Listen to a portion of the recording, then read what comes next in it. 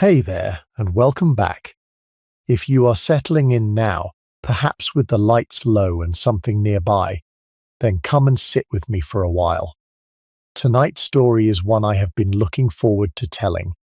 A map of lines and borders on paper, but the map that a fashionable person of 1815 London actually carried in their mind and their feet. As always, I'd love to know where in the world are you listening from, and what time is it for you? And if you enjoy these cozy journeys through history, consider subscribing so you don't miss the next one. Whether you're here to drift into sleep or to follow the currents of history, I'm glad you're with me. You are going to walk it. You are going to enter the shops. You are going to see where the famous people went and what they bought and where they were seen. By the end of the evening, you will know fashionable London the way a young woman who actually lived there in 1815 would have known it. You will be able to navigate it in the way someone who belongs there navigates it. Let me tell you what you are getting tonight, so that you can settle into it properly. You are visiting London, not the London of 2026, but the London of 1815, in the middle of the Regency period, 11 years after King George III's final descent into madness, 4 years after the Prince Regent took power, in the year, and indeed in the very month, when Wellington has defeated Napoleon at Waterloo. The battle was fought on the 18th of June. The dispatches reached London on the 21st, when Major Henry Percy, dust-covered and unshaven from his long ride through Belgium and through the Channel, walked into a ball at the Baume House in St. James's Square, carrying 2 captured French eagles, and laid them at the Prince Regent's feet. The newspapers have been full of nothing else since. The bells of every church in London have been ringing. The shops have hung victory banners. The price of every commodity that came across from the continent has dropped suddenly, as prices drop when a long uncertainty has been resolved. London in 1815 is the capital of an empire that has just survived its greatest military trial and emerged victorious, and the city is humming with that victory in a way that you can feel in the very air. The economy is strong. The fashionable season is at its peak. The streets are busy. The shops are full. The social calendar is crowded with balls and opera and theatre, and the 1,000 social rituals that fashionable London conducts with almost military precision. You are arriving in London at the moment when London is, arguably, at the peak of its Georgian elegance, and just before the great industrial transformations that will change the character of the city forever. The railway has not yet arrived. The factories are still small, and most of them are far away in the north and the Midlands. Coal smoke hangs over the rooftops, certainly, but the city itself is still recognisably the city that Dr. Johnson walked, that Boswell described, that the 18th century built brick by brick over the green fields north and west of the old medieval core. Tonight you are going to see what that city actually looked like to someone who lived in it. You are going to travel through it the way fashionable London actually travelled, by sedan chair through the early morning streets while the city is still quiet, by carriage through the shopping avenues at the fashionable hour, on foot when the journey is short and the company is known, by carriage again in the late afternoon, and home through the gaslit streets in the dark of midnight after the opera.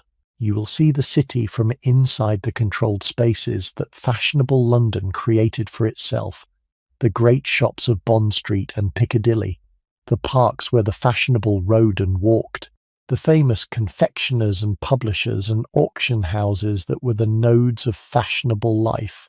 You will not go to the poor districts. You will not see the crowded courts and alleys where the working people lived. You will see, instead, the curated geography of Mayfair and St. James's and the West End, the world that fashionable London saw when it looked out from its windows and went about its daily business. This is the world of the visitor, and it is a carefully managed world. And tonight, You are going to see it exactly as it would have been seen by someone arriving in London from the country for the first time, being shown the way by someone who knows it intimately. And you are going to see it in the company of people. Byron may walk past Hatchard's on Bond Street while you are looking at the books. Brummel will be on horseback in Hyde Park in the late afternoon. The figure who defined the fashion of the age, now nearing the end of his ascendancy, though he does not quite know it yet. The Prince Regent's carriage will pass on its way through the park, or along Pall Mall toward Carlton House.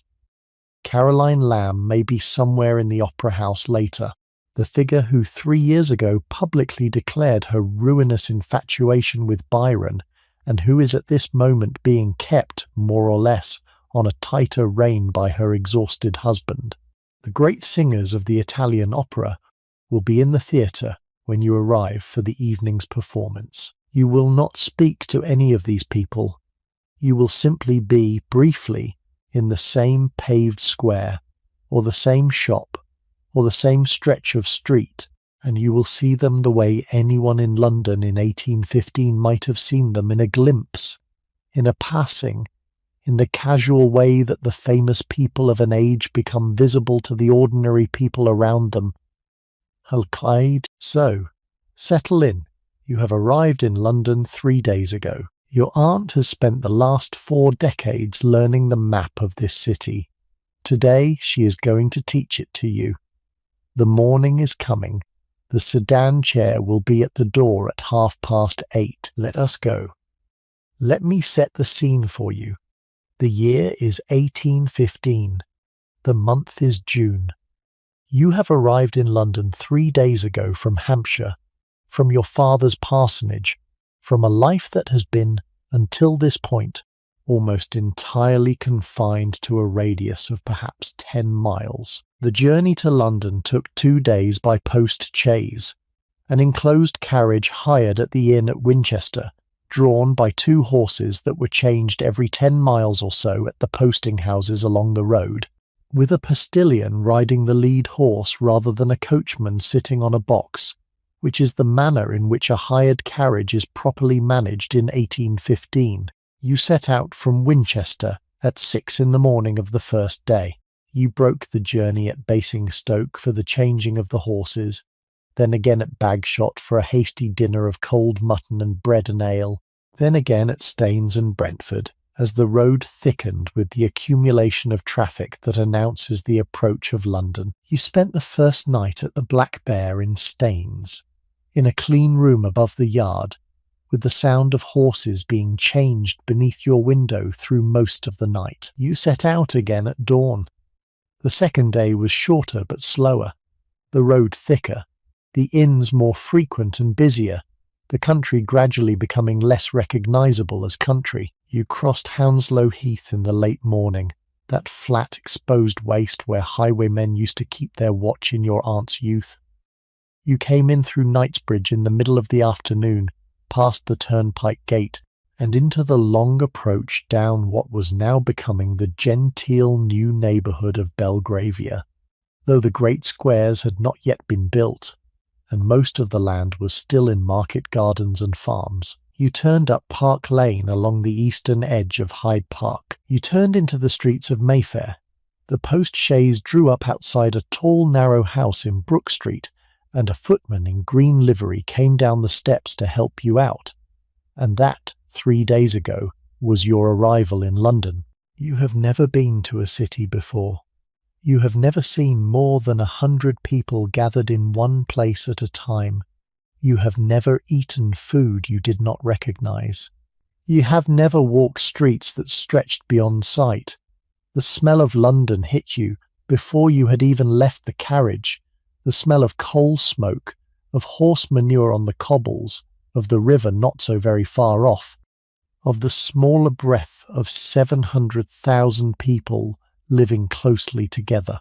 The noise of London hit you next, the rumble of carriage wheels on stone, the shouts of street traders, the calls of the hackney coachman, the bells of the city churches, each ringing on its own private schedule, the accumulating roar of a city about its business. And then the scale, the buildings tall on either side of every street, the roof lines unbroken for hundreds of yards, the sheer brick weight of a city that had been building itself for 2,000 years and had not paused recently in the building. Your aunt, now elderly, still living, still sharp, still the keeper of all the knowledge of London that a person can accumulate across a long life, has taken you into her house in Brook Street, Mayfair. The house is tall and narrow, 4 stories tall above the basement kitchens, typical of the Georgian terraces that line the squares and streets of Mayfair. It was built in 1729, in the great early Georgian wave of building that filled Mayfair after the Grosvenor estate was developed, and it has been altered by every successive generation of inhabitants, but never replaced. Your aunt and her husband bought it in 1773 on the occasion of their marriage when she was 23 and he was 41, and they paid £1,800 for it, which was a substantial price at the time, but a price that her husband, a successful merchant in the East India trade, was perfectly able to find. She has lived in this house with one short interruption for the year they spent in Bath after the children were born, for 42 years. You are in the upper guest bedroom, looking out over the walled garden at the back. The bedroom is on the 2nd floor, with 2 tall sash windows that look down into a square of grass and gravel, and a single old fig tree that has been there longer than the house. The room is papered in pale yellow with a pattern of leaves. There is a 4-poster bed with white muslin curtains, a dressing table with a looking-glass and a silver hairbrush set, a washstand with a porcelain basin and ewer, a chest of drawers in mahogany, a writing desk in the corner, a chair, and a thick Turkey carpet on the floor. There are 3 pictures on the walls, a landscape of the Vale of Pewsey that your aunt's husband bought from a young artist 40 years ago, a flower piece like the Dutch school, and a framed engraving of the Pantheon in Rome. The room speaks of comfort, of money, but not display, of a long-established household that has settled into its arrangements and seen no reason to change them. You have been sleeping badly. You have been overwhelmed by the strangeness of everything, the noise of the city even at night, the smell of coal smoke and horse manure, and the accumulated organic life of a city of 700,000 people, the sheer scale of the buildings around you, the strangeness of being attended by servants you have not previously known, the strangeness of a household run on a clock different from the clock of the parsonage. At home in Hampshire, the household rose at 6 and was at breakfast by 7:30 and at the day's work by 8. Here in Brook Street, breakfast is not until 9, and the principal meal of the day is dinner at 7:30 in the evening, which is several hours later than dinner is taken at home. The servants have been quietly explaining these arrangements to you. The maid who attends you, a young woman of perhaps 20 named Mary, has been kind and patient, but the strangeness has not yet worn off. You have lain awake the past 3 nights, listening to the unfamiliar sounds of a city, and you have begun to wonder, in the dark hours, whether you will ever feel at home in this place. Your aunt has noticed. She has watched you around the dinner table for 3 evenings now. She has seen the way you have looked at the food, at the rooms, at her servants. She has seen the bewilderment of a young woman who has not yet found her bearings. And on the morning of your 4th day in London, she comes to your room before breakfast and tells you, in her way, that today is the day she is going to teach you the map. Not the geographical map, but the social map, the map of where fashionable London goes, what fashionable London buys, where fashionable London is seen, the map that, once you understand it, will make the city legible instead of bewildering. She tells you there will be much walking. She tells you there will be many names of streets, of shops, of people you will see but not meet. She tells you that by the end of the day, you will have been to perhaps 20 different places, seen perhaps 30 different streets, encountered perhaps 10 of the famous people who define the social life of London. She tells you to eat a good breakfast. She tells you to wear your second best dress, not your best, because you will be walking and the streets are dusty, and she does not want you to ruin your good muslin. She tells you to wear walking shoes, not slippers. She tells you that the sedan chairs will arrive at 8:30, and the day will begin. You dress with the help of Mary. Your second best dress is a pale blue muslin with a high waist in the fashion of the moment, the bodice cut close, the skirt falling straight to just above the ankle, the sleeves long and tight to the wrist. Over the dress you put a spencer, a short jacket cut to the waist made of darker blue wool, that buttons up the front. Your bonnet is straw, trimmed with a blue ribbon, with a brim that comes forward over your face, in the fashion of the year. Your gloves are pale kid leather, your stockings are white cotton, your shoes are flat slippers of leather, intended for indoor wear. But Mary brings you, at your aunt's instruction, a pair of stouter walking shoes of black leather that lace up at the front. And these are the ones you put on. You look at yourself in the long looking glass on the back of the wardrobe door. You look, you think, like a clergyman's daughter from Hampshire, dressed as carefully as her circumstances permit, which is to say, not in the latest London fashion, but in last year's London fashion, as it has filtered down to the country milliners. It will have to do. You go down to breakfast at 8 o'clock. Breakfast is laid in the breakfast room on the ground floor at the back of the house, with windows looking out over the same garden you can see from your bedroom upstairs. The room is panelled in a fawn colour, with a fireplace and a round mahogany table that seats 6. The table has been laid with a white cloth and a breakfast service in the new Wedgwood pattern, with a silver teapot and coffee pot at the head of the table, a silver milk jug, a sugar bowl with silver tongs for the loaf sugar that is broken from the cone in the kitchen and brought to the table in irregular lumps. There is tea made in the Indian fashion that is now standard throughout fashionable England, the leaves brought from China by way of the East India Company's regular cargoes. There is coffee, ground that morning from beans that came up from the docks in the previous week. There is toast in a silver toast rack, the slices cut thin and grilled on a long fork before the kitchen fire by the undercook. There is butter in a Worcester porcelain dish, fresh from the dairy at the back of Covent Garden Market that morning. There is marmalade, made in the household 6 months ago from the bitter Seville oranges that come over from Spain in the late winter. There is cold ham, sliced thin, on a Worcester platter. There are fresh white rolls, brought hot from the bakery in Brook Street that opens at 6 in the morning. There is a glass dish of strawberry preserve.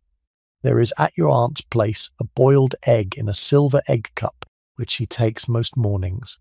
The food is better than the food at home in Hampshire. Everything in London, so far, has been better in some way, more refined, more careful, more considered.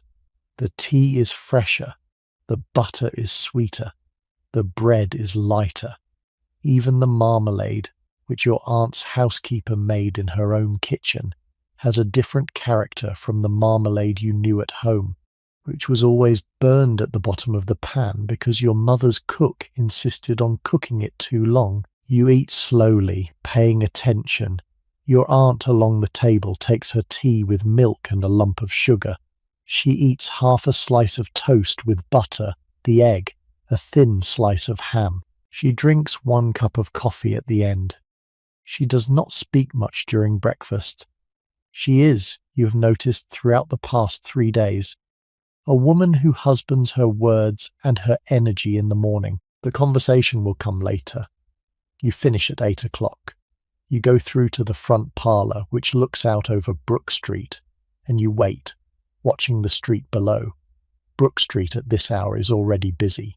There are tradesmen's carts unloading at the area gates of the houses opposite. The baker's boy with a long basket. The milk girl with 2 churns slung from a wooden yoke across her shoulders. The coal merchant's man with sacks of best Newcastle. There is a maidservant from one of the houses in the way, sweeping the front steps with a stiff broom and a pail of water. There is a gentleman returning home in evening dress from some night's entertainment, walking unsteadily, his cravat undone, supported by a friend in similar condition. There are sparrows in the gutters of the roofs opposite. There is, in the mews behind the houses on the south side, the sound of a horse being walked out into the lane, ready to be put in the carriage that will be needed in an hour or two. At exactly 8:30 you see the sedan chairs arrive. There are 2 of them, as there would have been in your aunt's younger London, when the world was a very different place. They are painted in dark green with brass fittings, in the colour scheme of one of the better London chair hire establishments.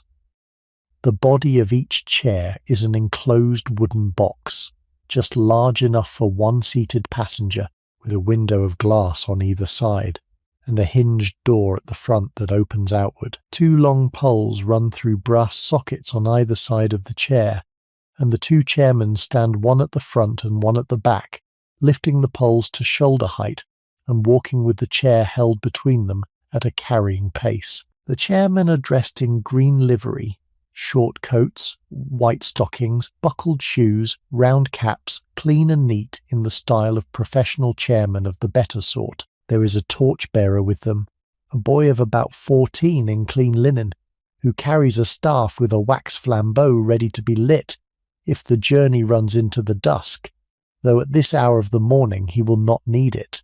Your aunt comes down the stairs. She is dressed in a morning gown of pale grey silk, with a high waist and long sleeves, and over it a pelisse of darker grey wool. The pelisse is the half-coat, half-dress garment of the fashionable woman from that era, fitted close to the body and falling to the ankle, buttoned up the front with a row of silver buttons. Her bonnet is grey straw trimmed with grey and white ribbons.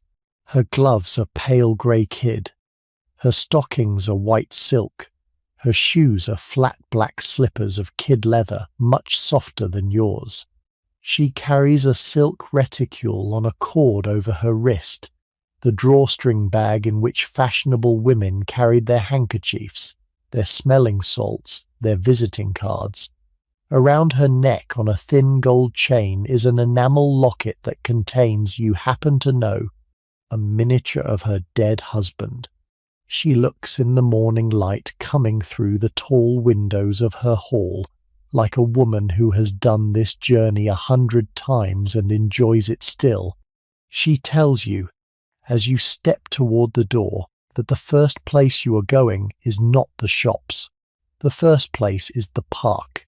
You cannot understand fashionable London without understanding the park. The park is where London sees itself and is seen. The park is the stage.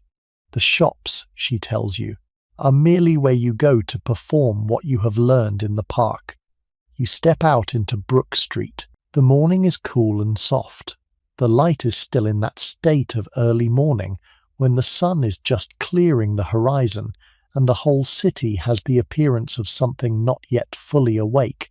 The air smells of coal smoke from the breakfast fires of 500,000 houses, of horse manure in the street, and the effort of someone with a broom and bucket trying to keep up with it, of the river not so far off, of the bakery at the corner of Davy Street, of the early flowers in the front garden of the house opposite, where someone has taken great care over the roses. The cobbles of the street are damp from the cleaners, who came round in the dark before dawn, and the gutters are clear. The whole of Mayfair has the composed appearance of a neighbourhood where money is spent on keeping the surface of life In order, the chairmen lift the poles. The torchbearer takes his place at the front. Your aunt is in the first chair. You climb into the second. The interior of the chair is carefully fitted. A padded seat covered in dark green velvet, a velvet cushion at your back, a strap above the door for holding onto, a mirror let into the panelling on one side, a pocket on the other side for a fan or a handkerchief. The chair is lifted.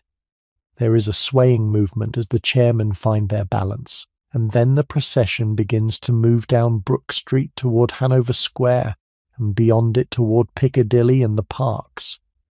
The journey from Brook Street to the gates of Green Park takes perhaps 15 minutes by sedan chair, the chairman moving at a walking pace that is faster than a person on foot, but slower than a horse at the trot. The chairmen carry you through the morning streets of Mayfair, down toward Bond Street, then across into the larger streets that lead out to Piccadilly. You watch through the side window of the chair as the streets go past.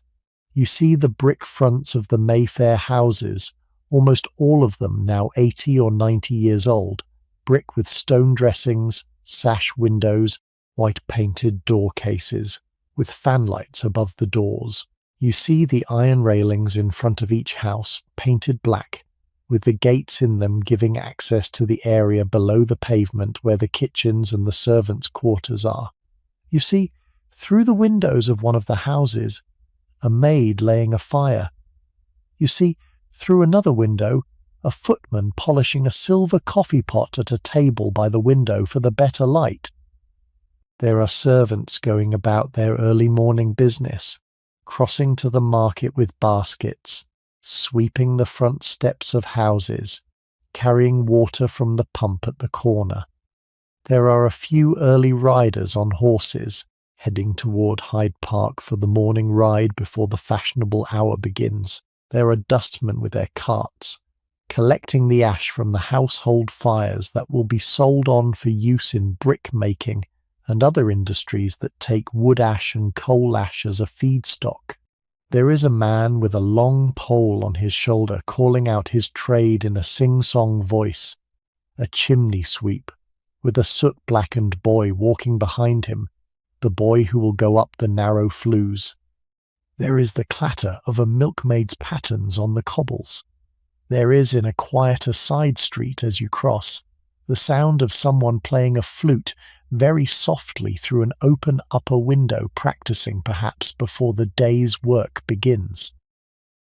The city is waking up, slowly, in the way of an 18th century city beginning its working day, and from inside the sedan chair, lifted up to shoulder height and carried gently through the morning. You have the strange sense of being briefly detached from the world you are watching, suspended in your green velvet box above the ordinary level at which life is lived. It is, you find, an oddly pleasant sensation. You can see the town, but the town cannot quite see you. The chair gives you a protected position from which to begin your education. You arrive at the gates of Green Park. The gates are simple, wrought iron, without the grandeur of the more famous gate at Hyde Park's Grosvenor Gate that you will see later in the day. Green Park is, in the hierarchy of fashionable London, less fashionable than Hyde Park. It is smaller, quieter, more for the serious walker than for the great public promenade. It has been a royal park since the reign of Charles II, when it was enclosed as part of the chain of royal parks linking St. James's Palace with Hyde Park, and it has remained largely undeveloped since. There are no great avenues, no formal flower beds, no built features beyond the garden buildings that successive monarchs have raised, and that successive monarchs have allowed to fall into pleasant disrepair. The park has its own character, however, and at this hour of the morning it has a beauty. The chairman set you down at the gate. Your aunt steps out of her chair, and you step out of yours. She speaks to the head chairman, a man of about 40 named Wilson, who has worked for one of the better chair hire houses for 15 years and whom your aunt has used on perhaps 200 occasions. She tells him that she will want the chairs again at 9:30 at the gate. He touches his cap. The chairmen pick up the empty chairs and carry them back out into Piccadilly, where they will wait or take another fare in the meantime. The torchbearer goes with them. The two of you are alone at the gate of Green Park. You step into the park together. The grass is still damp with dew. The trees are all in full leaf, the heavy green of June, a tired green now that the freshness of May has gone, but the deeper exhaustion of August has not yet arrived. There is almost no one here at this hour. A few servants walking dogs, a man reading a newspaper on a bench, an elderly woman sitting alone, looking out at the view, a nursemaid with a child in a long white smock, the child running in uncertain circles on the grass, while the nursemaid watches with the patient, unfocused attention of a woman who has watched many children run in many circles. Two soldiers in red coats walking slowly down the path, with the air of men who have been on night duty and are now strolling home before sleep. The whole park has the quality of a space that has not yet been claimed by the fashionable and therefore retains something of its own character. Your aunt walks slowly. She walks, she tells you, every morning when she is in London, if the weather permits. Sometimes she walks alone. Sometimes she meets friends here, other widows, other women of her age who have the morning free. They walk.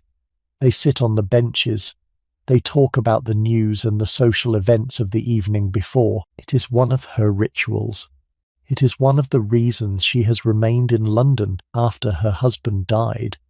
The park is one of the fixed points of her week, one of the certainties around which she has organized her life, and she comes to it, not because she expects anything important to happen, but because the act of coming has itself become a kind of prayer. She points out, as you walk the geography of the park, there is the lake, only recently opened up. They have begun the project of converting the old straight canal that the second Charles dug in the 1660s into something more naturalistic, with a rounded shore and irregular banks, and the impression of a real piece of water rather than an engineered ornament. The work is not yet finished, and will not be finished for another 15 years.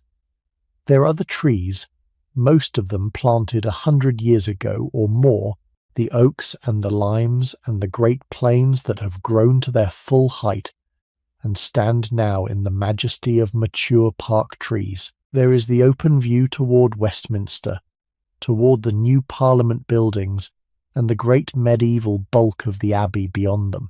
There is the suggestion of fields beyond the park. Although the city is encroaching, there are new houses being built on the south side, along Constitution Hill, and the open country that used to come right up to the park boundary is now broken up by the spreading West End. The character of the view, your aunt says, has changed in the past 20 years. There used to be cows in the park, kept by the dairy that supplied milk to the great houses round about. The cows have been removed within living memory. The sense of a piece of working country has been replaced by the sense of an ornamental garden. Whether this is improvement or loss, your aunt does not say. She gives you the fact and lets you draw your own conclusion. You walk for perhaps 40 minutes. You pass only a few people. The morning is mild, but not hot. The birds are singing. The song thrush in the hawthorn at the corner of the path. The wren in the thick hedge at the edge of the lake. The cooing of the wood pigeons in the high branches of the oaks. Your aunt talks, in her way, about what she has observed in the park over the years. She has watched fashions change. She has watched people grow old. She has watched the city grow up around the park. She has watched young women arrive, like you, from the country, bewildered by the scale of everything.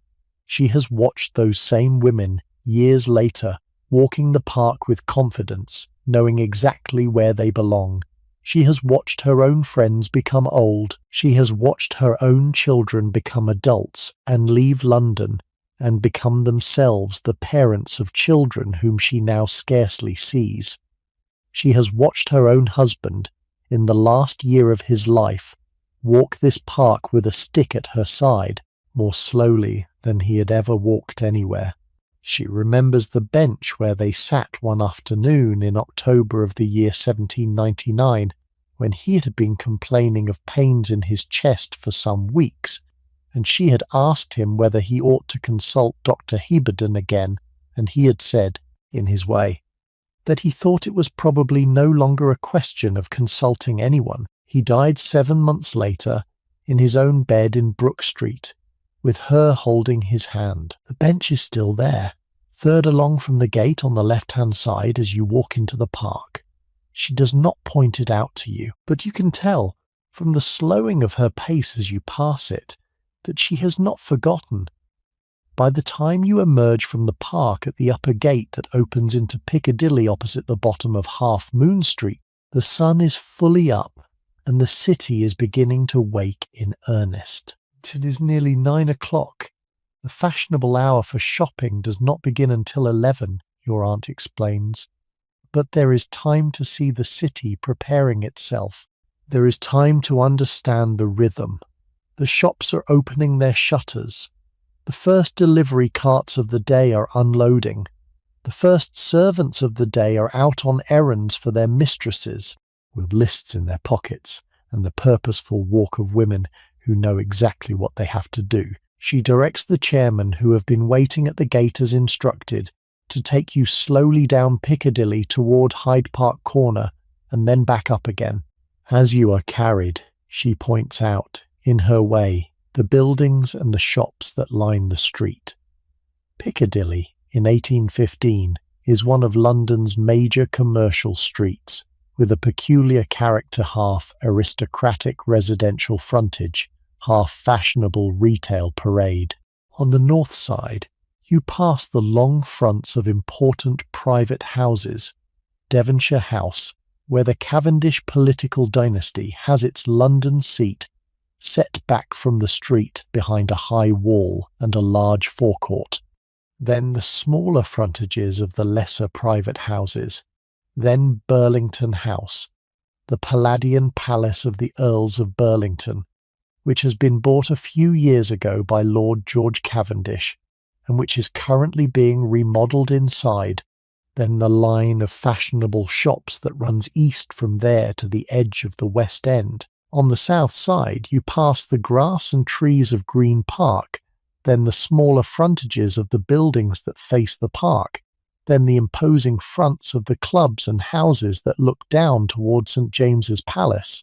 There is the facade of the great houses of the aristocracy, with their tall first-floor reception-room windows and the attic windows up under the eaves where the servants sleep. There is the beginning of the retail district. There is Hatchard's, the famous bookshop, which you will visit later. There is a jeweller with a discreet gold-painted sign and a single tray of objects in the window. There is a print shop, the windows full of the latest political caricatures by Gilray and Cruikshank and Rowlandson, biting savage drawings of the Prince Regent in his fat magnificence and Napoleon in his sudden recent humiliation. There is a confectioner, there is an apothecary, with the great glass jars in the window in green and red and blue, full of coloured water lit from behind by a candle, so that they glow in the early morning shadow of the street. There is a music shop, with the latest sheet music in the window, the new operas, the new songs, the simple piano pieces that fashionable young women learn for the drawing room. You notice, as you pass, how carefully the shop fronts are arranged, how the windows are dressed. How much calculation goes into the presentation of goods. This, she says, is an education. The shops of London are not merely places of transaction. They are places of spectacle. They are where women come not just to buy, but to be seen buying. The window display is a recent invention, perhaps 30 years old as a serious commercial art, and the better London shops have brought it to a level that no other city in Europe has yet achieved. Even the second-rate shops of Piccadilly understand that the window is a daily theatre, and they dress it accordingly. The first-rate shops, your aunt says, treat the window the way the Royal Academy treats the summer exhibition, as an annual demonstration of the highest art they are capable of. The chairmen carry you further down Piccadilly, past the turning of Sackville Street, past the great frontage of the Albany, the converted former private mansion that has just been opened as bachelor chambers for fashionable young men, where Lord Byron himself has rooms, and on toward the place where Piccadilly meets the Haymarket and the streets that run down towards St. James's Palace. This place is not yet a circus in the modern sense. That will not happen until decades later, when the great street improvements of the 1820s and 30s reshape the whole arrangement, but is simply the place where several great streets converge in the rough triangular space that the 18th century left as the shape of the road junction. Your aunt points out the turning towards St. James's Street, where the great clubs are. She tells you that you cannot go there as a woman. The street is, in social terms, almost as closed to you as if there were a gate across it with a porter to keep women out. But you will walk past. You will see the outside. You will understand, from looking at the facades, something about the world of fashionable men. By 10 o'clock, the shopping hour is beginning. The chairmen turn the chairs around in the wide place where Piccadilly meets the head of the Haymarket and carry you back up Piccadilly toward Bond Street. This is the moment, she explains, when fashionable London emerges. This is when the ladies begin their morning shopping. This is when the great promenade begins. The streets in the past hour have changed character. The early servants have gone back to their houses, their morning errands done. The early carts have unloaded and gone away. In their place you begin to see the ladies, at first one or two, then clusters, then the stream of well-dressed women in their morning dresses and their pelisses and their bonnets, walking with the pace that is the proper pace for fashionable shopping, accompanied in some cases by a maid carrying a parcel or a book, in other cases by a friend, in other cases alone. The chairmen carry you up to the bottom of Old Bond Street and set you down at the corner. Your aunt dismisses them once again. She will call for them at 1 o'clock at her friend's house in Grosvenor Square, where you will be at lunch. She and the chairman seem to have a perfect understanding. Wilson nods, touches his cap, and the chairs are carried away. Bond Street at 10:30 on a summer morning in 1815 is one of the great sights of London. The street is lined with shops, 4 stories high, with facades and well-dressed windows. There are perhaps 50 other people on the street at this moment, some shopping, some simply walking, some standing still and talking, some sitting in their carriages drawn up at the curb while their footmen go into the shops to fetch out the goods that have been ordered.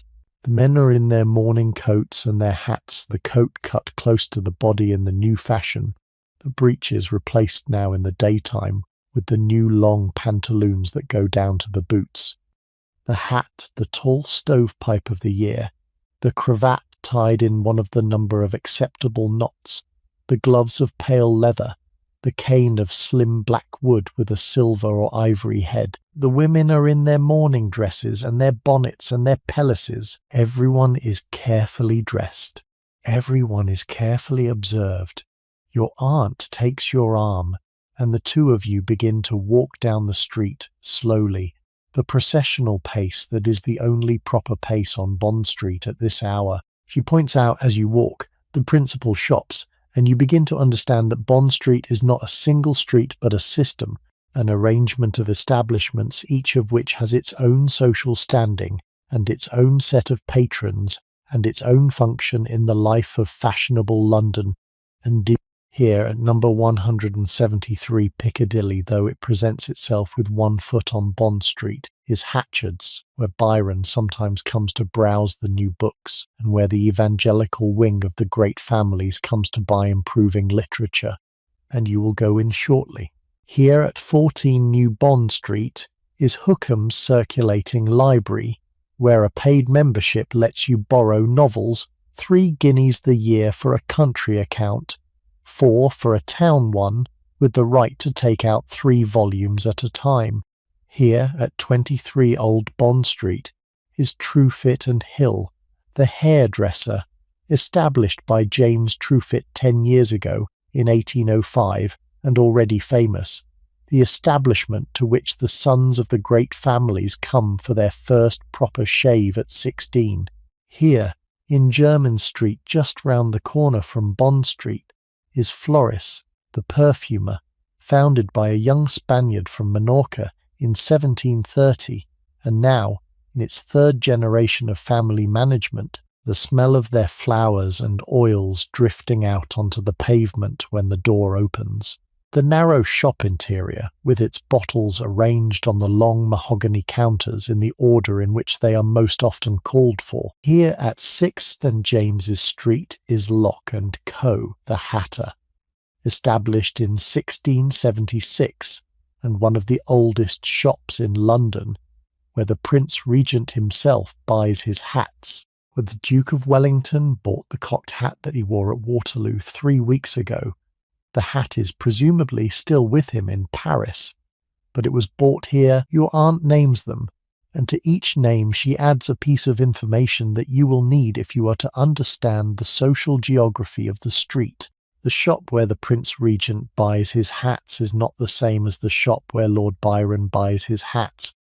Byron uses Lock as well, as it happens, but the 2 men patronize the same establishment for entirely different reasons, and on entirely different terms. The shop where Mrs. Fitzherbert orders her bonnets, Mrs. Fitzherbert being the Catholic widow whom the Prince of Wales secretly married in 1785 in defiance of every law of church and state.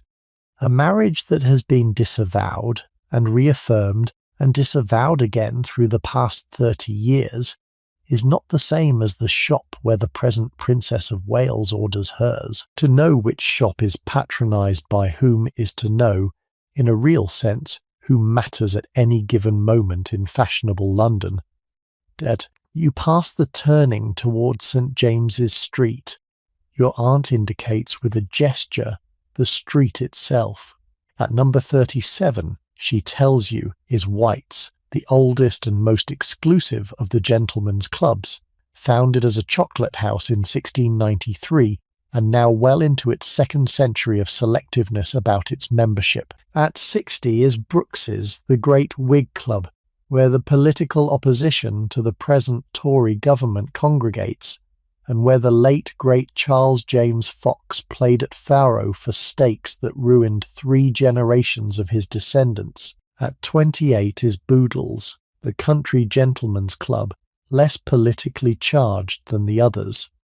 At 81 Piccadilly itself is Wattier's, the club where Brummel himself comes to gamble, a club founded only in 1807 by the Prince Regent's chef, and already, 8 years later, the most fashionable gambling club in London, and the place where more substantial fortunes have been lost over the green tables in the past 5 years than in any other establishment in the capital. You cannot, as a woman, enter any of these places. You will never see the inside of any of them.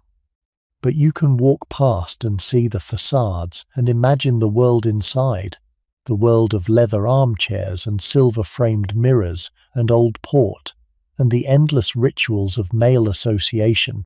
The whole of 1/2 of fashionable London is conducted behind those facades. The political deals are made there. The marriages are arranged there. The fortunes are won and lost there. And you, as a woman, will spend your whole life knowing about it from the outside. At number 13 Bond Street, your aunt stops. Here, she tells you, is something more interesting still. The building looks at first glance like all the other buildings on the street. A narrow Georgian house, 4 stories high, of yellow London brick with stone dressings, with sash windows and a plain front door. But upstairs, at this address, are 2 establishments that between them educate the bodies of fashionable male London.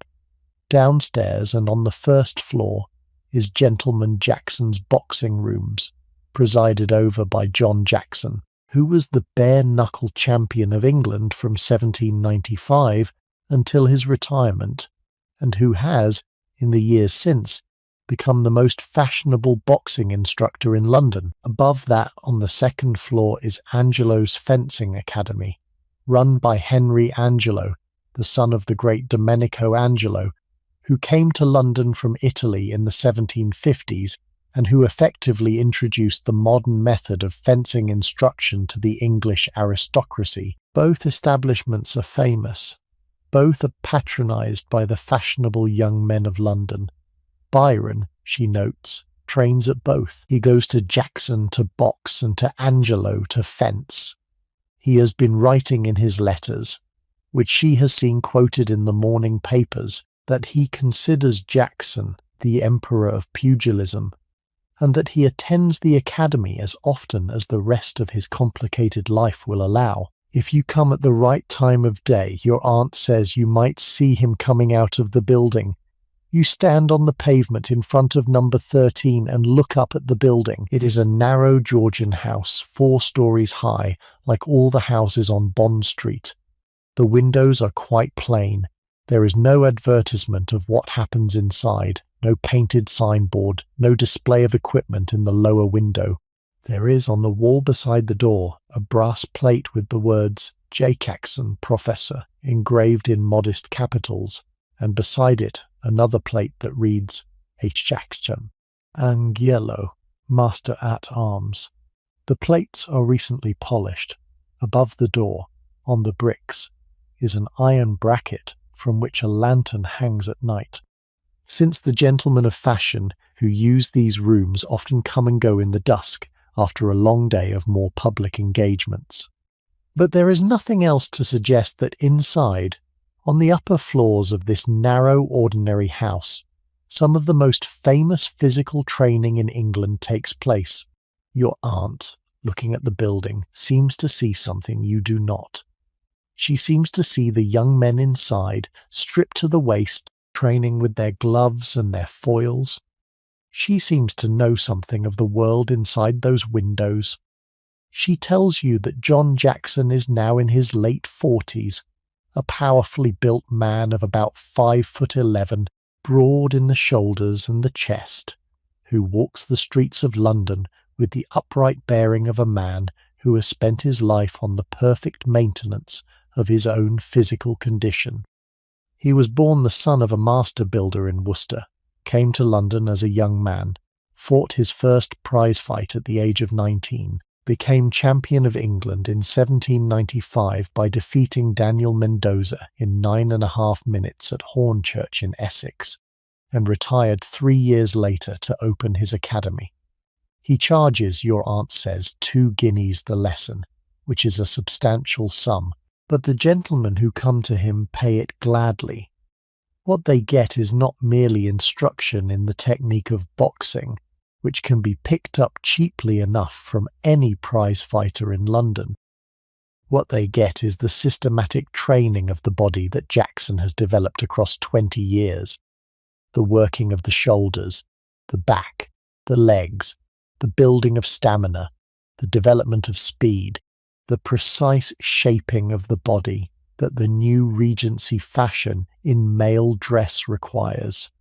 The new tight coats and the new long pantaloons reveal the male figure in a way that male dress has not done since the close-fitting hose of the 16th century. A gentleman who wishes to look well in his clothes must look well out of them. And the body that looks well out of clothes is the body that has been worked by Jackson. The fencing master upstairs is Henry Angelo, the son of Domenico, who has been writing for years on the theory of fencing, and who is generally considered, even by the French masters, the most learned theoretician of the small sword in Europe. He charges, your aunt thinks, less than Jackson, perhaps 30 shillings the lesson, but his clientele is similarly distinguished. The two establishments share the same building because the late Domenico Angelo and Jackson's predecessor in the boxing rooms found, 15 years ago, that they had the same clientele in different parts of the day, and they made the obvious arrangement. She tells you that Byron was here yesterday, according to the morning gossip that circulates among the fashionable ladies of her acquaintance. He comes usually at 11 in the morning to box with Jackson. Then he stays to fence with Angelo for an hour. Then he goes home to Piccadilly Terrace, where he lives with his new wife of 6 months. If the two of you come back at precisely that time, there is a possibility that you might see him. Not meet him. He would not notice a country clergyman's daughter on a London pavement, and you would not approach him even if he did. But see him briefly, coming out of the building or going in, and what that glimpse will give you is the real fact of having been in the same physical space as one of the most famous men in England. You ask her why she thinks this matters, why it matters to see Byron going into a boxing academy. She considers this question carefully. She tells you that it matters because Byron, at this moment in 1815, is perhaps the most famous man in London. His poetry is the poetry that the fashionable world reads.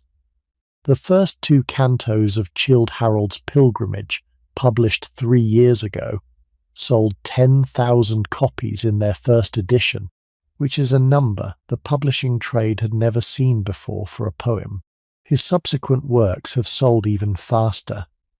The Corsair sold 10,000 copies on the morning of its first day of publication, an event that the publisher John Murray himself described, in private letters, as the most extraordinary thing that had ever happened in his shop. His life is the life that the fashionable world watches. His marriage in January of this year to Miss Annabella Milbanke, the daughter of a country baronet from County Durham, was followed minutely in the newspapers and in private correspondence. His daily movements, his appearances in public, his rumoured relationships with various women, including a married half-sister whose name decent people will not say aloud, but which everyone knows. All of this is the daily intelligence of fashionable society. To see him, even for a moment, is to see the point where the life you read about in books and the actual physical life of the city converge. It is to understand that the famous people are not abstractions. They are people who walk the streets of London and box in Gentleman Jackson's and come out onto Bond Street where you might see them. You stand for some minutes in front of number 13 Bond Street. You look at the door. You watch the people coming and going in the street. A young man in a dark coat does come out of the building. He looks about 25, well dressed, with the heightened colour of a man who has been exerting himself in a room. But it is not Byron. He glances at the two of you with the polite, incurious glance that a stranger gives to a strange older woman and her young companion on a London street, and he walks off in the direction of Piccadilly. Your aunt waits a few minutes more, then suggests that you walk on. Byron may or may not come today. The point was not to see him. The point, in a quieter way, was to know where you would have seen him if you had seen him. The point was to walk past the door of his actual daily life. You have done that. You can move on. The two of you continue walking down Bond Street. Your aunt continues to point out the shops. Here is Berry Bros and Rudd, the wine merchant, in St. James's Street, just below Bond Street, established in 1698, with the great pair of coffee scales standing inside the door on which generations of fashionable men have weighed themselves at the start and end of every London season. The scales originally provided for the weighing of coffee beans, but now used for the private vanity of the gentleman who wishes to know whether he has gained a pound around the summer. Here is Weston's, the tailor, at 34 Old Bond Street, one of the most famous tailors in London, the establishment that cut Brummell's coats in the years when Brummell was at the height of his influence over male dress, and that still cuts the coats of the men who think of themselves as Brummell's heirs. Here is Schweitzer and Davidson, also a tailor, at 12 Cork Street, more elegant in its frontage than Weston, less established in its reputation, the second choice for the man who cannot get an appointment at Weston. Here is Hobie, the bootmaker, at 30 Eston James's Street.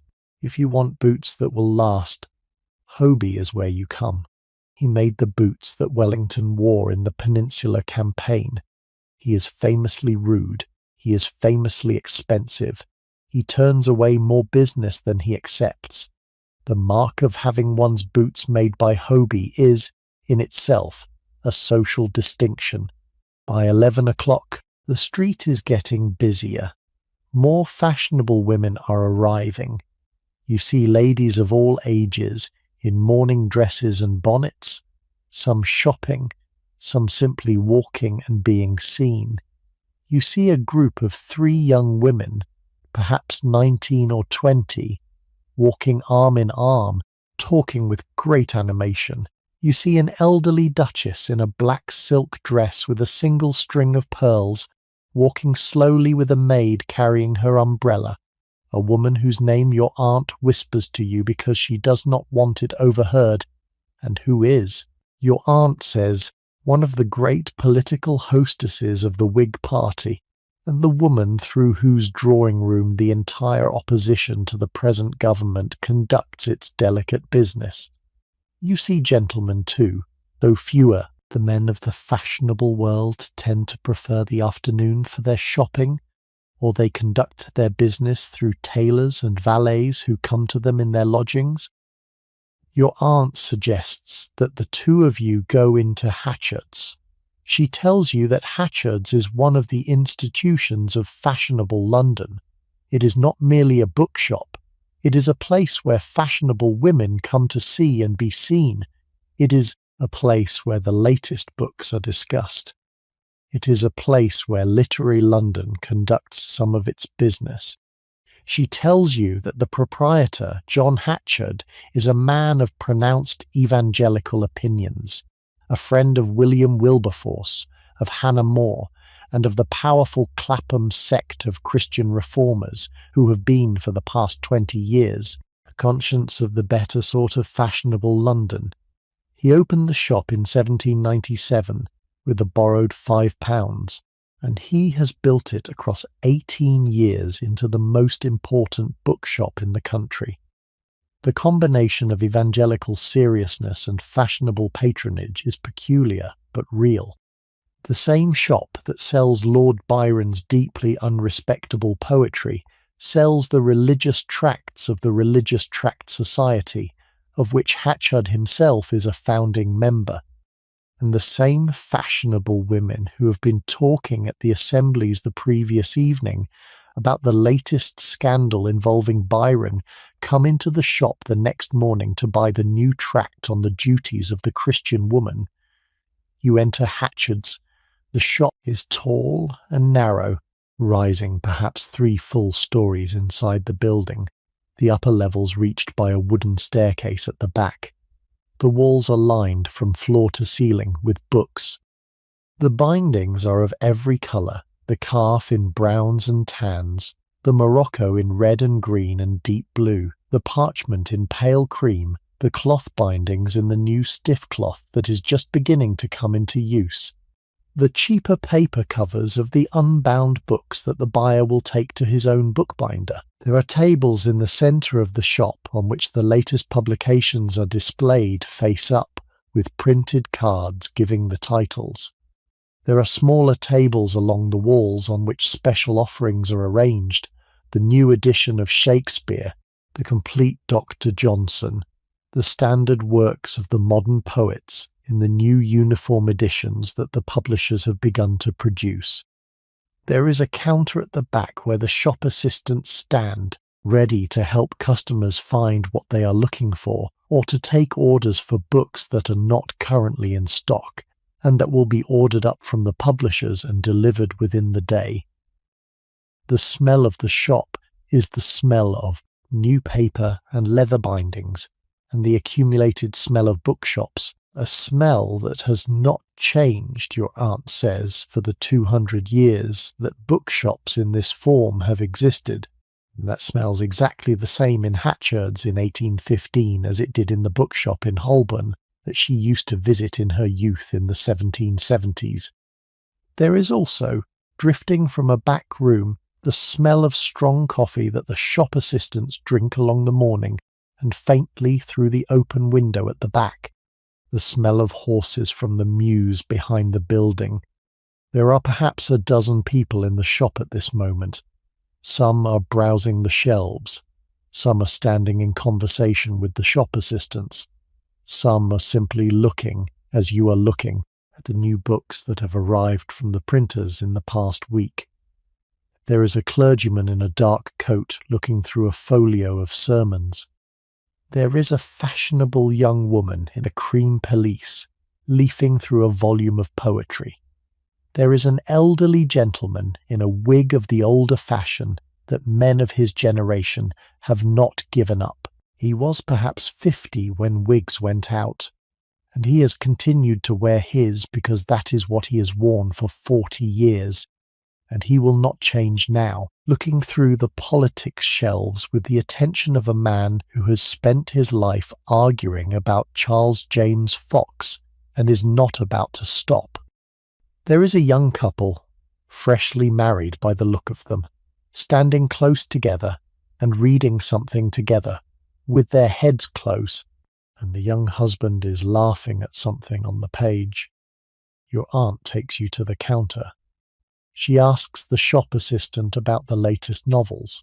The assistant, a young man of perhaps 25, dressed in the formal clothes of a shop assistant in the better London bookshops, with an air of considerable knowledge about books, tells her that the latest sensations are the new Sir Walter Scott and the latest Lord Byron.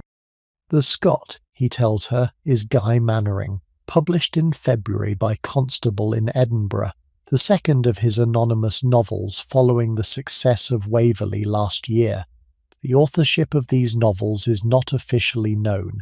The title pages give them merely as, by the author of Waverley. But everyone in the trade knows perfectly well that they are by Walter Scott, and he is becoming, the assistant says, the most successful novelist in the country.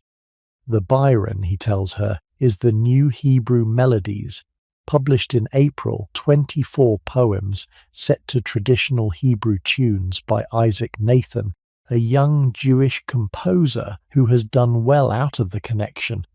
The volume is selling faster than they can restock. People are fascinated by the man as much as by the poetry. Every scrap of news about him sells books. He indicates, with a gesture, the copy of the latest Byron volume on the counter, bound in a red morocco with gilt lettering. Your aunt looks at it with interest. She does not buy it. She tells you that you can borrow it through Hookham's circulating library as a member, and there is no point owning a book that one only intends to read once.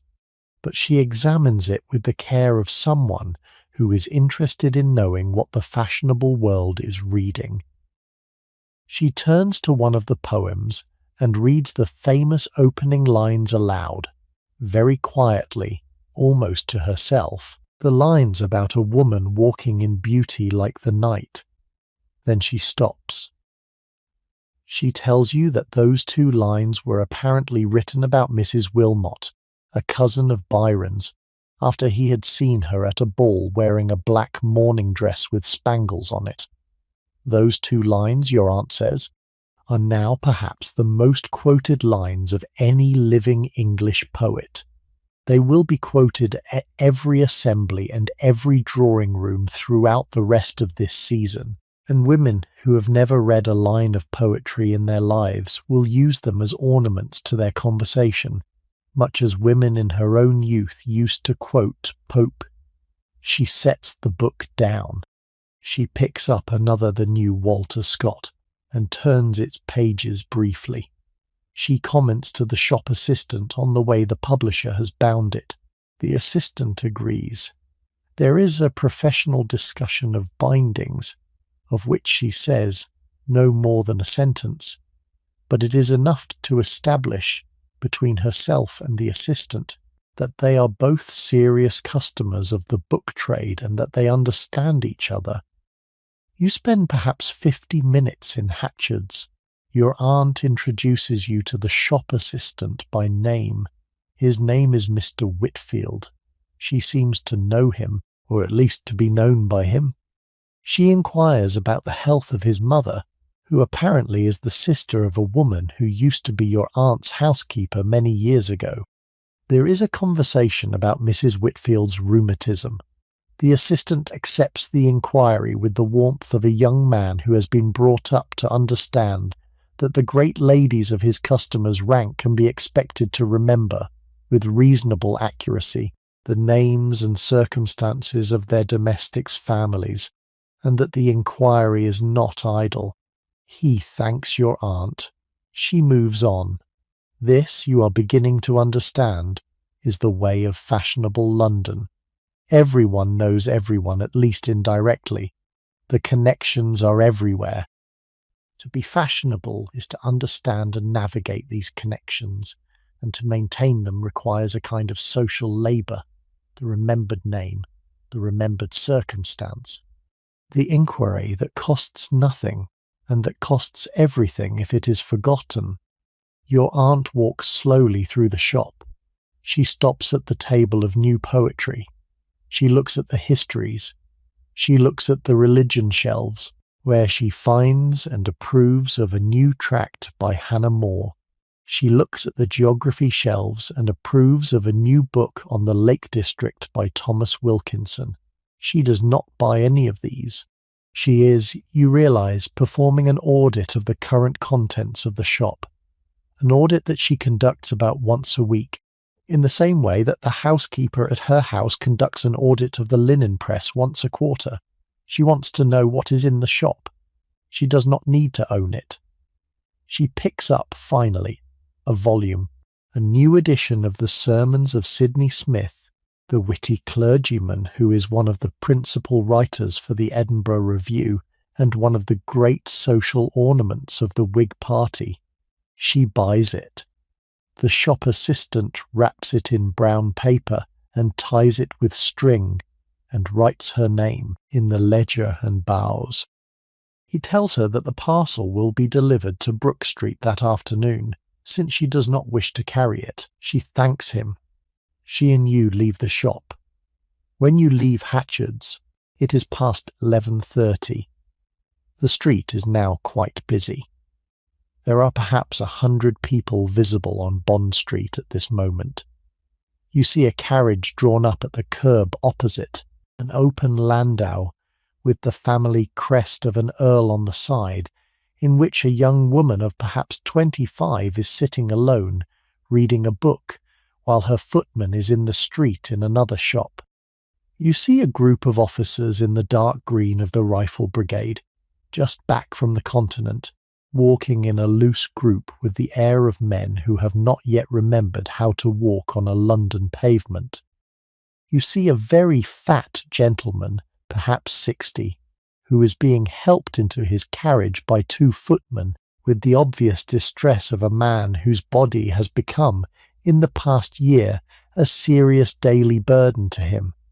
You see a very thin gentleman in a green coat walking quickly in the opposite direction, who your aunt identifies, in a low voice, as a moneylender who has been doing very well out of the gambling losses of certain young men of the highest fashion through the past 2 seasons, including, it is said, Mr. Brummel himself. Your aunt suggests that you have been walking long enough on Bond Street. It is time for the next phase of the day. It is time to go to Gunter's. You are confused. Gunter's is in Berkeley Square, she explains. Berkeley Square is not far from here? Perhaps 5 minutes walk if you take the direct route through Burlington Gardens and across Old Burlington Street and through the connecting streets that lead into the back of Berkeley Square from the Bond Street side. You will walk. The distance is only a few blocks, and the walking will do you good. You have been carried in sedan chairs all morning. A walk will help you understand the geography. Geography, your aunt says, is something you must understand by foot if you are to understand it at all. Carriages and chairs give you the social sense of distance, but they do not give you the spatial sense of distance. You must know how Berkeley Square stands in relation to Bond Street, and you cannot know that without walking it. The two of you step out of Hatchard's and turn back down Bond Street, retracing your steps. Your aunt walks slowly, and she continues to point things out as you go. Here is the spot where, she has heard, Byron was seen coming out of Gentleman Jackson's last week, looking, the witnesses said, somewhat the worse for the morning's exertion. Here is the shop where the late Duchess of Devonshire used to come to buy her bonnets in the 1790s. The shop has changed hands twice since then, but the building is the same. Here is the turning toward Grosvenor Square, where some of the greatest houses in London are located, and where you will be going in an hour for lunch. You walk on. You turn into a connecting street, and find yourselves in Burlington Gardens behind the great Burlington House. You cross Cork Street with its less fashionable shops. You cross Old Burlington Street. You enter at last the back access to Berkeley Square through a narrow passage between two houses. The square itself is quite beautiful. It is lined with great houses, built in the previous century, with a park in the centre. Berkeley Square was laid out in the 1730s by William Berkeley, 3rd Lord Berkeley of Stratton, on the gardens that had belonged to the old Berkeley House before it was demolished, and the houses that line the square date variously from the 1740s through to the 1780s. The houses on the east side of the square are the grandest. Number 44 in particular, designed by William Kent in 1742, is widely held to be the finest terrace house in London, with an interior of marble and gilded plasterwork, and a great staircase of palatial dimensions that the late Lady Isabella Finch caused to be built in a house that is, on the outside, a perfectly ordinary 5-bay London townhouse. The houses on the other sides are less grand, more various, but all of them are houses of substance, and the whole square has the proportion that is the hallmark of the better London squares of the early Georgian period. In the centre of the square is the park, surrounded by iron railings, with great plane trees that were planted in 1789 by a Mr. Edward Bouverie at his own expense, and that are now mature trees of considerable size, and casting heavy summer shade over the gravel walks within the railings. The park is open only to the residents of the square, who hold keys to the gates set in the railings, but the trees overhang the railings and produce a wide ring of shade around the pavement on every side, and it is in that ring of shade beneath the trees on the east side of the square just opposite number 7 that the carriages of the customers of Gunter's draw up on summer mornings. The square is quiet at this hour. There are a few servants about, a few people walking.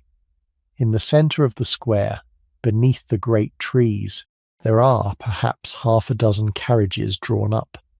Some are private carriages with footmen in livery standing at the horses' heads. Others are hired carriages of various kinds.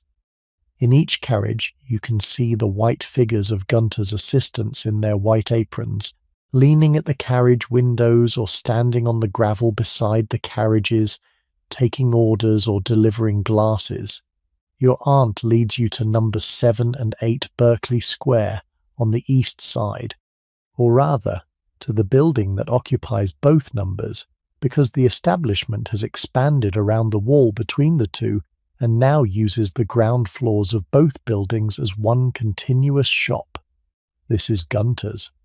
The shop itself is quite plain, no great fanfare, no large windows, no painted signboard, only a discreet board beside the door in gilded letters, Gunter, confectioner. But she explains that Gunter's is one of the most famous establishments in London, and certainly the most famous confectioner. The business was founded in 1757 by an Italian named Domenico Negri, who came to London with the wave of Italian confectioners, who arrived after the great Italian craze of the mid-century. Negri made his name with ices, and with the elaborate sugar sculptures that the great families ordered for their dessert tables, and he made enough money in 20 years to take a partner. The partner was a young man named Robert Gunter, who joined the firm in 1777 and bought out Negri entirely in 1799, 22 years later, and who is still alive in 1815 and still actively running the business at the age of about 65. The business has, under his management, become more famous than it ever was under Negri, because Robert Gunter has understood something that Negri did not, which is that the social arrangements of fashionable London require not just excellent ices, but a theatre of consumption around them. He has invented, or at least brought to perfection, the Berkeley Square carriage tradition that you are about to participate in. You enter the shop. The interior is small, quite elegant, with a counter at the far end, and a series of glass cases along the walls in which the various confections are displayed. Behind the counter are the assistants, perhaps 8 of them at this hour, all dressed in white linen aprons over their dark coats and trousers, all moving with the efficiency of people who have done this work for a long time. The cases display the various confections that Gunter's is famous for: the marzipan figures of fruit and flowers, the almond cakes, the candied violets, the crystallized orange peel, the great pyramids of biscuits, the sugared almonds in their pastel colours, the boxes of chocolates that have only been a Gunter's specialty for the past 5 years, since the price of cocoa has come down enough to make them available to a wider clientele. There are also the ices on display, kept cold in great pewter buckets packed with crushed ice and rock salt, the various flavours marked with ivory labels in the buckets: pineapple, bergamot, parmesan, brown bread, jasmine, white coffee, pistachio, strawberry, lemon, orange flower, elderflower. The smell of the shop is the smell of sugar and vanilla, and the smell of ice houses, the mineral smell of crushed ice in salt that has, for the people of 1815, the smell of expensive luxury. Ice is not a thing that any ordinary person eats casually. The ice that Gunter's uses comes from the great ice house in the basement of the building itself, kept stocked through the year by ice that is cut from the ponds on the great estates outside London during the winter, and stored, packed in straw, in stone-lined cellars. The cellar of Gunter's holds, in midsummer, perhaps 15 tons of ice, a quantity that the firm replenishes carefully along the season as it is consumed. The total cost of the ice that the firm uses across a single summer comes to several £100s, but the customers are willing to pay handsomely for the glass of ice they receive at the end of the chain, and the business is comfortably profitable. Your aunt speaks to one of the assistants, a thin elderly man with grey hair tied back in the old fashion, who has been with Gunter's for 30 years, and who knows your aunt, as he knows perhaps 2,000 other women of London by face and family, if not always by name. She tells him that she and her niece would like to take the ices in the square, under the trees, if a carriage can be arranged. The assistant nods. He tells her that it will be a few minutes. There are 2 parties ahead of you who have ordered the same arrangement, but that one of the smaller carriages will be brought round shortly. Would they like to wait inside or in the square? Your aunt chooses the square. She thanks the assistant. She tells him to send the ices in the usual flavours. A pineapple ice for the young lady, a bergamot ice for herself. The assistant writes a note on a slip of paper. The 2 of you go back outside and walk slowly throughout the width of the square to the line of plane trees on the east side. You stand for a few minutes in the shade. The square is quiet. The morning is becoming hot.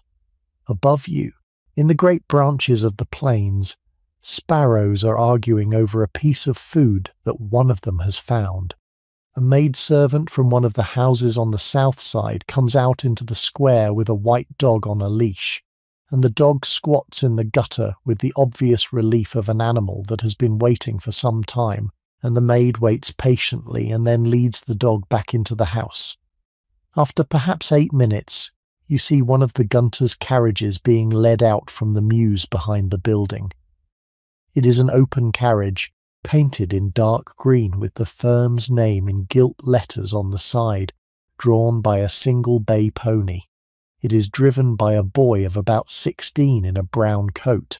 He brings the carriage round and draws it up beneath one of the great planes, and he sits patiently on the box, holding the reins lightly, while you and your aunt are helped in by another of the Gunter's assistants.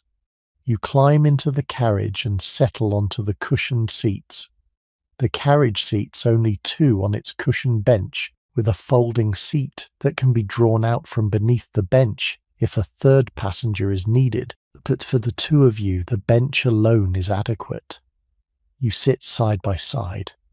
Your aunt arranges her skirt. You look in the square at the houses on the west side, and you wait. The wait is perhaps 10 minutes. Then you see the Gunter's assistants coming through the square, one of them carrying a silver tray on which 2 glasses of ice are set, the other carrying a folding table. They approach the carriage. The boy with the table sets it up, very neatly, on the gravel beside the carriage. The boy with the tray sets the tray on the table. He arranges the 2 glasses. One is your pineapple ice, golden and smooth and translucent in the glass, faintly steaming as the cold meets the air. One is your aunt's bergamot ice, pale and delicate, the colour of pale lemon. There is a silver spoon with each glass, with the Gunter's mark engraved on the handle. There is a silver dish of crisp almond biscuits to be eaten with the ices. There is a linen napkin folded beside each glass. The assistant bows slightly. He tells your aunt that the bill will be sent to her house. He withdraws. The boy with the table withdraws. The 2 of you are left alone in the carriage in the shade of the plane tree, with the ices on the folding table beside you, and the morning gathering its warmth around you. Your aunt takes her spoon and tastes the bergamot. She closes her eyes briefly. She tells you that this, exactly this, is one of the reasons she remains in London. Not the balls or the opera or the theatre. Those are pleasant, but they are available anywhere that fashionable society gathers. One can find an opera in Naples or Vienna or Paris. And indeed she has heard better operas in all 3 places than she has ever heard at the King's Theatre. This, a pineapple ice under the plane trees of Berkeley Square on a June morning, this is London, this is Gunter's. This is what you cannot get anywhere else. You taste your pineapple ice. The flavour is intense, sweet, cold, utterly unlike anything you have eaten in Hampshire. The pineapple itself is a fruit that you have eaten perhaps 3 times in your life, on great occasions when your father's bishop has dined with the family, because a pineapple in 1815 in England costs perhaps 5 guineas, and is the most expensive single fruit that is grown in the country. They are raised in the great hothouses of the country estates. Your aunt's friend Mrs. Harrington has a famous pineapple house in Hampshire that produces some 30 pineapples a year, each one carefully tended for 2.5 years from planting to ripeness, and they are not casually eaten. To be eating an ice of pineapple, frozen and sweetened and made into something that floats on the spoon, is a marvel. The sensation of the ice on your tongue is almost shocking, the cold and the sweetness together producing a kind of joy. You have never eaten anything like it. You take a second spoonful, slowly. You take a third. You realize that you are afraid of finishing the glass too quickly, because once it is gone, and you are not sure when you will eat another. You sit in the carriage under the tree, and you eat your ice. Your aunt talks, in her way, about the square. She has known this square for 4 decades. She has sat in this spot perhaps 100 times. She has watched fashions change. She has watched young women become old women. She has sat here with her husband, and at 15 years he liked the Parmesan ice, an extraordinary ice that Gunter's was famous for, made of cream flavoured with Parmesan cheese and sugar, which sounds peculiar but which was, your aunt insists, an excellent thing on a hot day after a heavy lunch. She has sat here with friends, some of whom are now also dead. The square itself changes slowly. The houses are repainted occasionally. New families move in, and old families move away. The iron railings round the central garden have been replaced once. The gas lamps have been added at the corners in the past 3 years, where there used to be only oil lamps. But the essential character remains. It is one of the constants of her life. Around the square, you can see the windows of the great houses. Inside those houses live the great families of London earls and their countesses, wealthy merchants who have bought their way up, retired admirals whose prize money from the long French wars has been invested in property, the widowed mothers of dukes, the unmarried daughters of impecunious younger sons. The visible world of the square is quiet, restrained, elegant, but she makes clear that inside those houses a great deal is happening.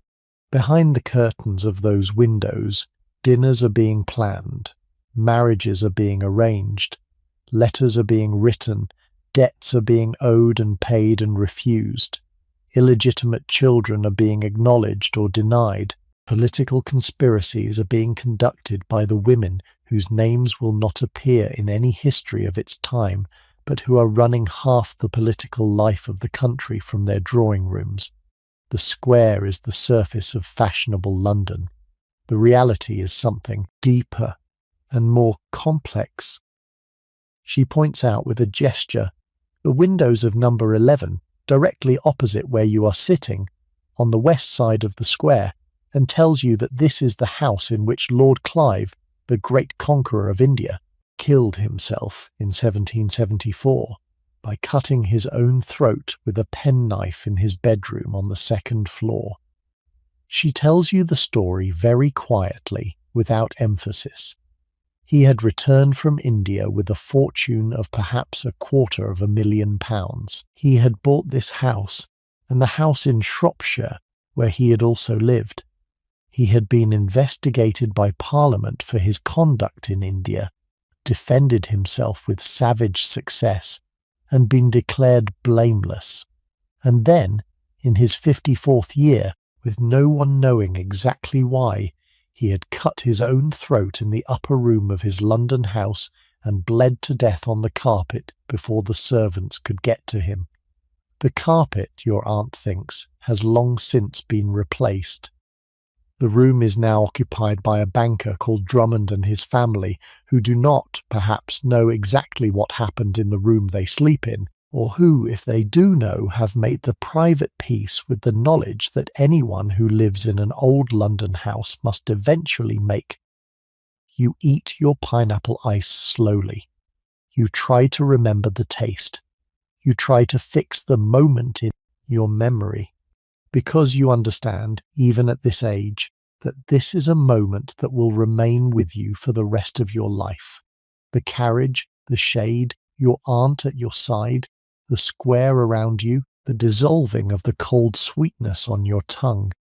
You understand that you are being given something, and that the thing you are being given is not merely the ice, but the whole apparatus of the giving, the carriage, the assistants, the silver tray, the long history that has produced the moment. Your aunt has put you, very carefully, inside one of the perfect set pieces of fashionable London. She has done this on purpose. She wants you to remember. You finish your ice. The glass is empty. You set the spoon down on the silver tray.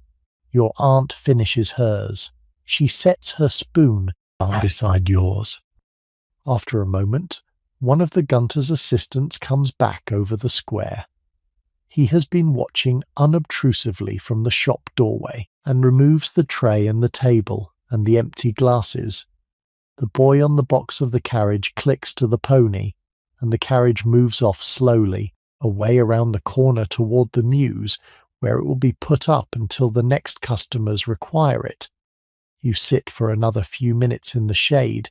Your aunt has been sitting in Berkeley Square for perhaps 35 minutes. It is nearly 1 o'clock. Your aunt says it is time for luncheon. She has a friend, a woman of about her own age, who has invited the two of you to lunch at her house in Grosvenor Square. The square is not far from here. You will walk. You step out from beneath the plane trees and begin to walk. Grosvenor Square is just north of Berkeley Square, a few blocks away, the two squares connected by Davy Street and a lattice of side streets. The walk takes perhaps 8 minutes. As you walk, your aunt points out the various houses and the various people you pass.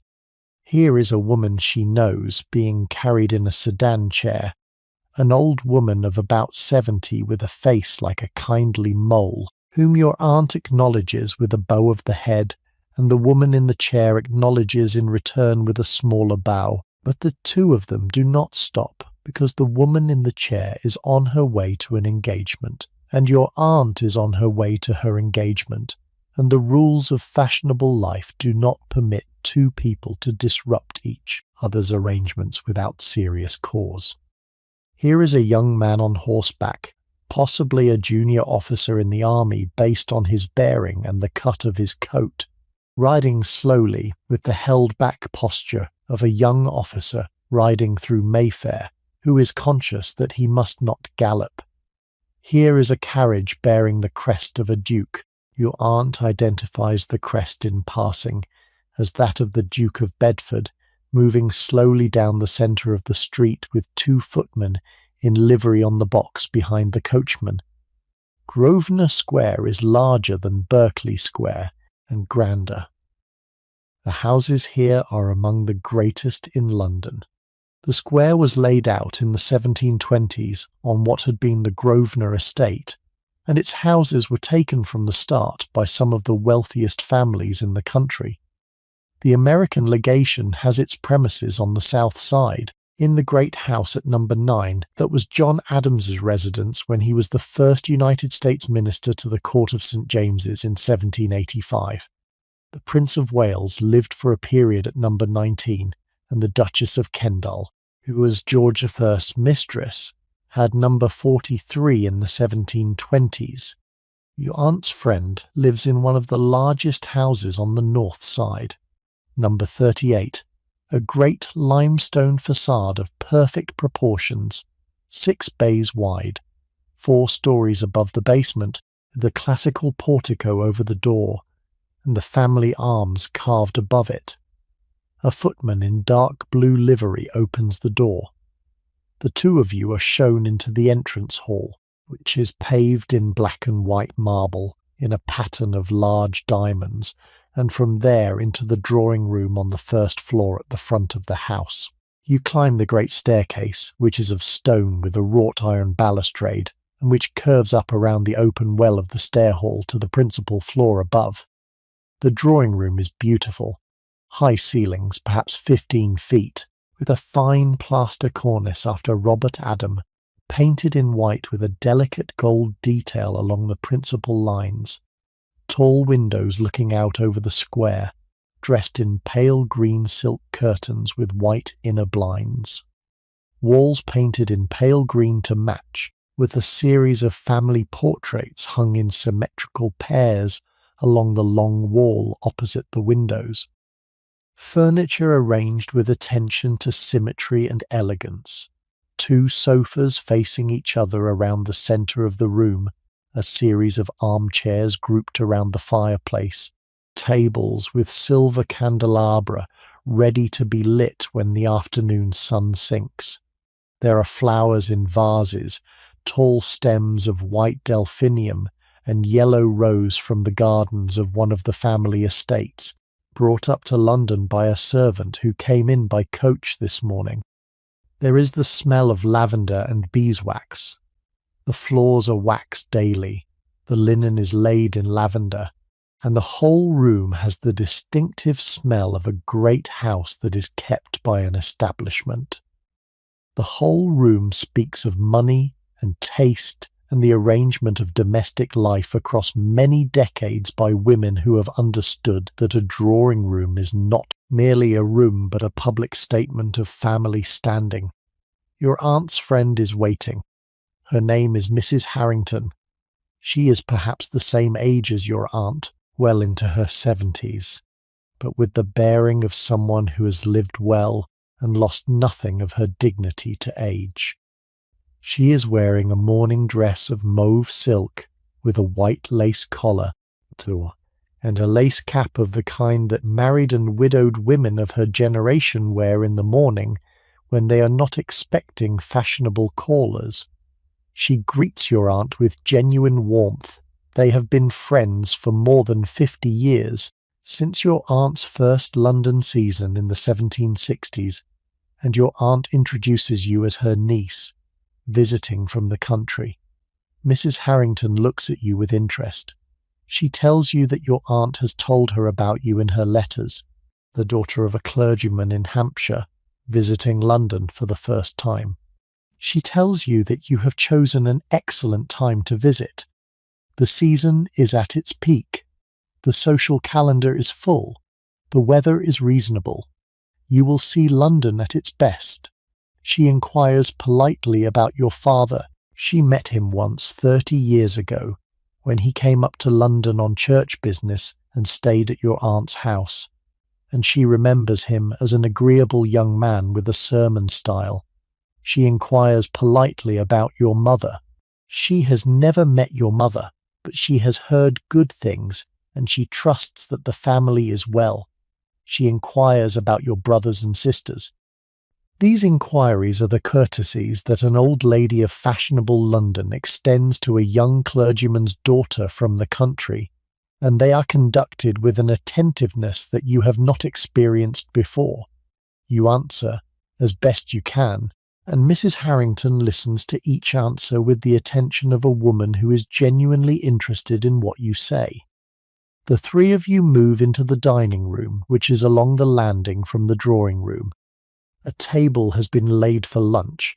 The great formal dining table is uncovered for the occasion, and a round mahogany table has been brought in and set in the bay window overlooking the square, dressed with a white cloth and a porcelain service of pale yellow and gold. The food is better than the food at your aunt's house, which is already better than the food at home.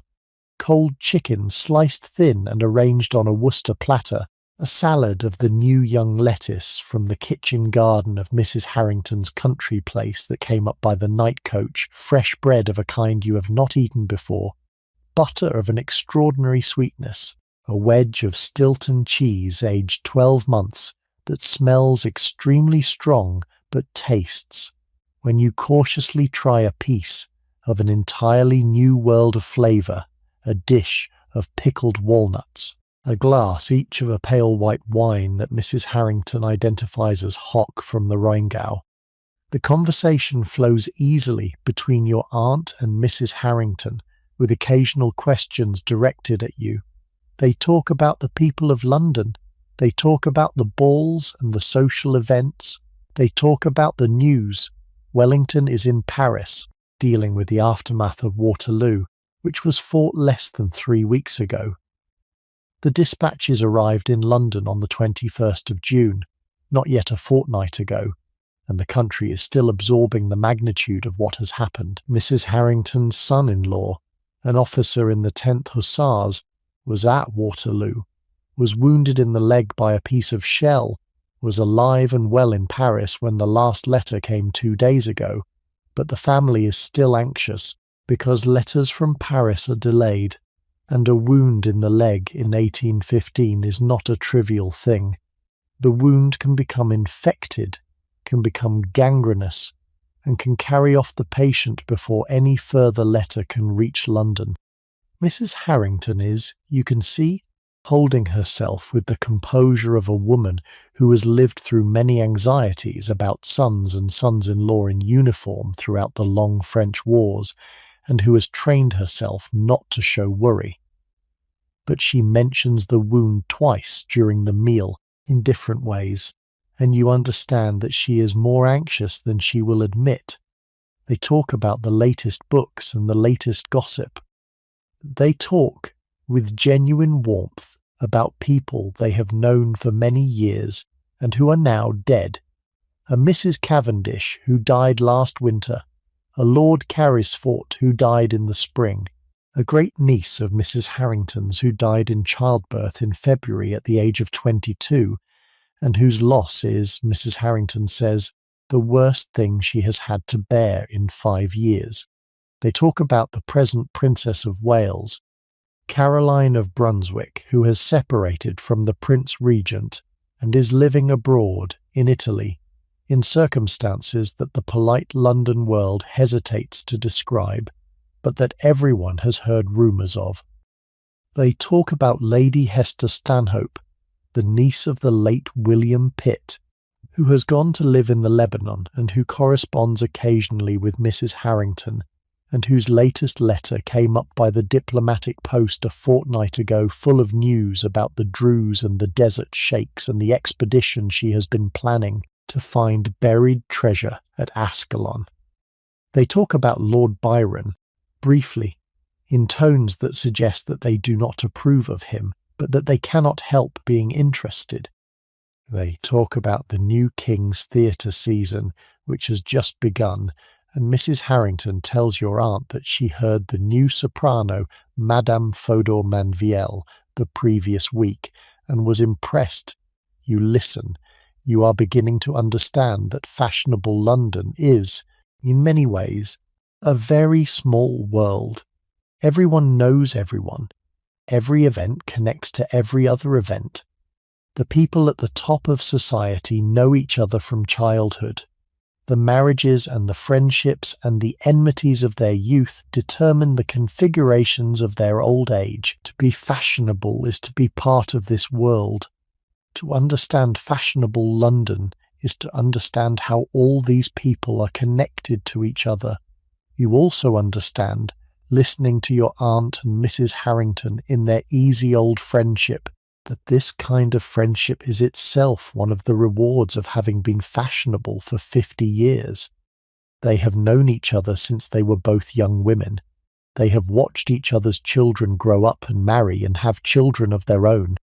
They have nursed each other through illnesses and bereavements. They share by now a common reference of memory that no one outside the friendship can fully share. To watch them talking is to watch two old women who love each other in the undemonstrative way that old women of their generation express such things, and the love is itself one of the good things that you are being shown today. Lunch lasts for perhaps an hour and a quarter. By the time you leave Mrs. Harrington's house, it is nearly 2:30 in the afternoon. Mrs. Harrington walks down to the front door with the two of you to see you out. She kisses your aunt on the cheek. She tells you to come and visit her again before you leave London. She tells you that you have a face she likes. She closes the door behind you gently, and you are out on the steps in Grosvenor Square in the strong afternoon light. And the carriage is waiting at the curb because Wilson and his chairman have come up here at 1 as instructed and have been waiting for the past hour and a half on the wage of waiting men. She points out that you have been walking and talking for several hours now. You must be tired, but there is still more to see. The afternoon is the time for the park. The afternoon is when the fashionable drive and ride in Hyde Park. It is the most important social event of the day, in many ways. You will go home first, however, for an hour's rest and a change of dress. Hyde Park requires a fresh dress and the best hat. You will leave the house for the park at 4:30. You return to Brook Street by sedan chair. The journey takes perhaps 15 minutes. The chairmen carry you back through the streets of Mayfair, which are now in the full activity of a summer afternoon. Carriages everywhere, tradesmen's carts, riders going to and from the park, footmen running errands, ladies' maids with parcels, children with their nursemaids, the whole busy traffic of fashionable London at the height of the day. Your aunt takes you into her house and tells you that you have time for a brief rest before tea. You go upstairs to your room. You lie on the bed, not sleeping, but resting, thinking about everything you have seen. The bookshop, the confectioner, the great squares, the elegant houses, the people, the arrangement of everything. You think about Mrs. Harrington in particular. You think about her composed kindness. You think about the worry about her son-in-law in Paris that you saw twice break through the surface of the conversation. You think about the way she and your aunt looked at each other as you were leaving. A long look, the look of two old women who know that any meeting could be the last meeting and who therefore do not waste the meetings they have. You think about the food. You think about the wine. You think about the white delphinium in the vase by the window. You begin, slowly, to fall into a half-sleep that is not quite sleep, in which the morning's images move past you without any order. Brummel will not be seen for another 2 hours, but Brummel is somehow already in your mind. Although you have never seen him, Byron will not be seen at all, but Byron is in your mind too. The whole morning is settling, in some way, into the architecture of your memory. You let it settle. The room is quiet. The light is soft. You drift. At 4 o'clock, your aunt comes to your room and tells you that it is time to prepare for the afternoon in the park. She suggests that you change into a fresh dress. Your morning dress is dusty from walking. She suggests that you put on your best hat, the one you brought from Hampshire that is now looking rather provincial compared to the hats you have seen on the streets of London, but that is nevertheless the best hat you have. She tells you that you will see important people in the park, and you should be dressed accordingly, even if your dressing cannot quite achieve the standard that she would prefer for the occasion. You change with Mary's help. You put on your best dress, a pale blue silk, with white embroidery at the hem and the cuffs. The dress you bought last year in Winchester for the assembly there in November, when the militia officers were quartered nearby and there were balls every fortnight. The dress was, at the time, the height of Winchester fashion. But you can see now, having been on Bond Street this morning, that it is perhaps a year behind the London fashion in the cut of the bodice and the length of the sleeve. It will have to do. Your aunt has, when you went down to her room earlier, considered for a moment lending you one of her own dresses. She has several that have not been worn since her widowhood, and that might be made over for you in a day if a seamstress could be found. but she decided, in the end, that the appearance of a young woman in the slightly out-of-fashion dress of her own background was preferable to the appearance of a young woman in a borrowed older woman's dress badly altered. She has also, however, lent you a string of pearls, her own given her by her husband on the birth of their first child, to wear at the throat, on the principle that a piece of obviously good jewellery does much to lift the appearance of a dress that is otherwise modest.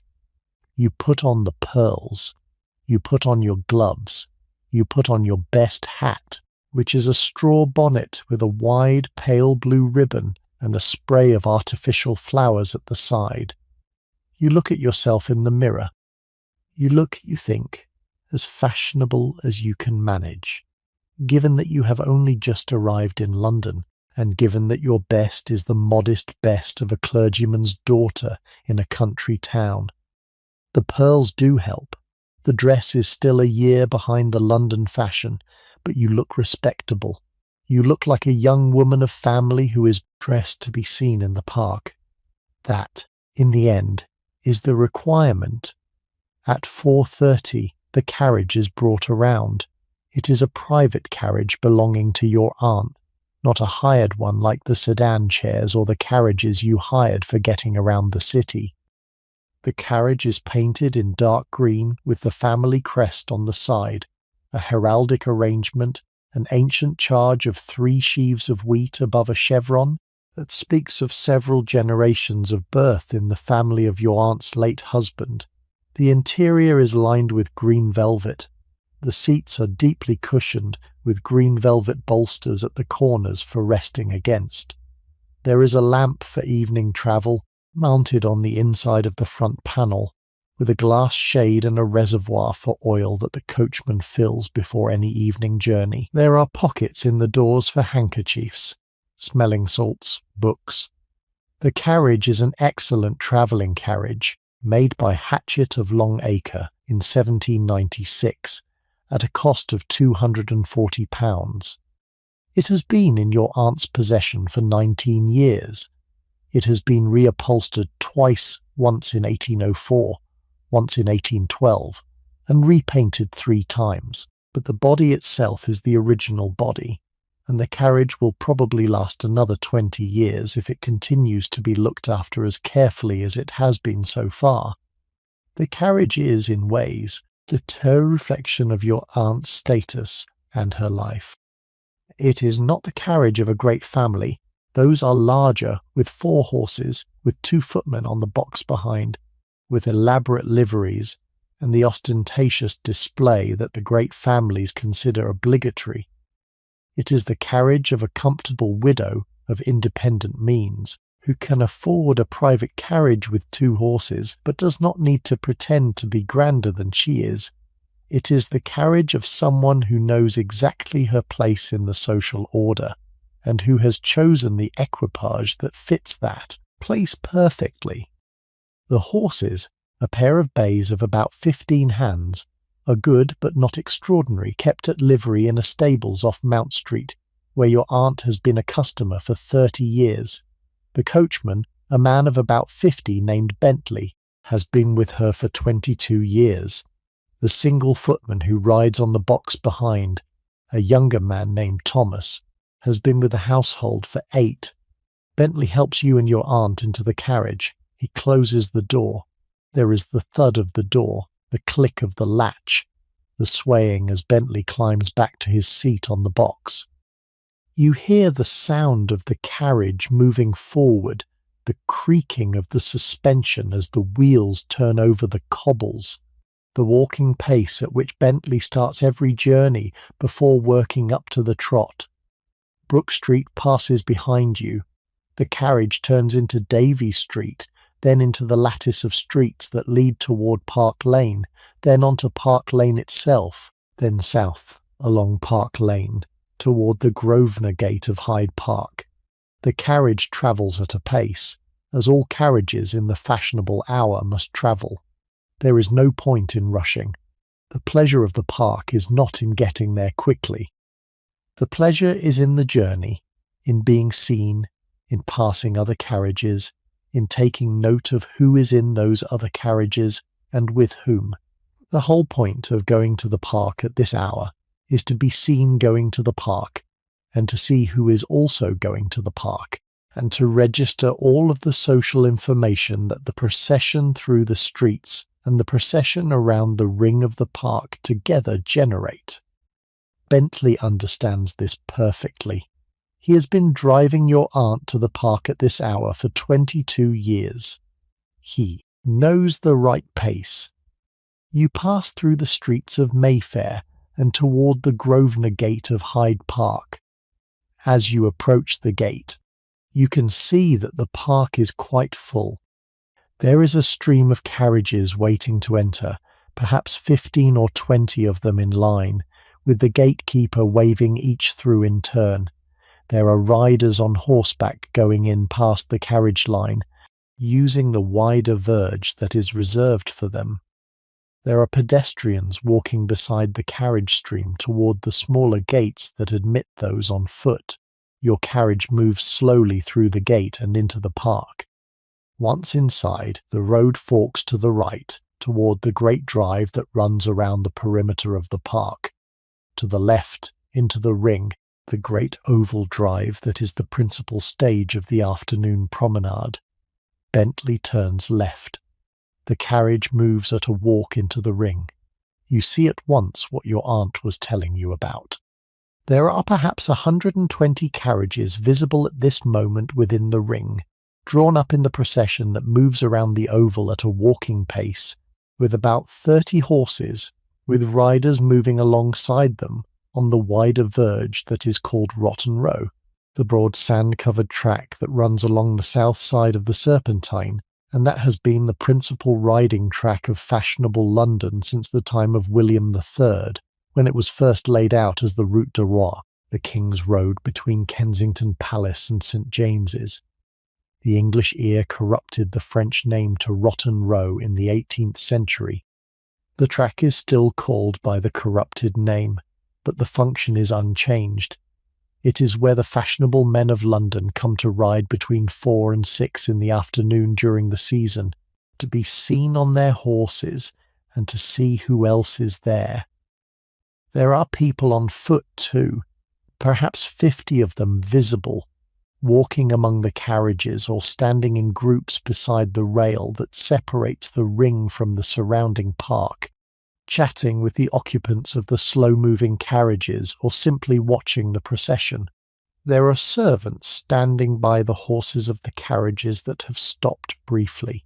There is a general impression of leisured pleasure and observation, of a great open-air drawing room in which several thousand people are conducting, simultaneously, the constant theatre of fashionable display.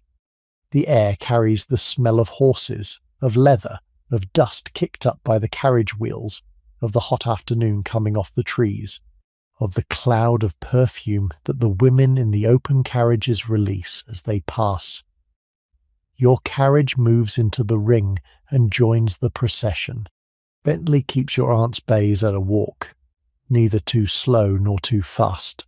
Your aunt sits forward to look out over the front panel of the carriage. She begins to point things out, with the air of a guide who has been showing this spectacle to first-time visitors for several decades, and who has perfected the art of doing it well. Here, in the carriage just ahead of yours, is a duchess, the Duchess of Rutland. Your aunt thinks on her second turn round the ring, already by the look of her, with her 2 daughters, Lady Anne and Lady Elizabeth, in a grand barouche with a splendid pair of greys, and a coachman in the family livery of dark blue with silver buttons. Here, on a horse trotting on the row, is a general, a man who fought in Spain alongside Wellington and who has just come back to London for the season.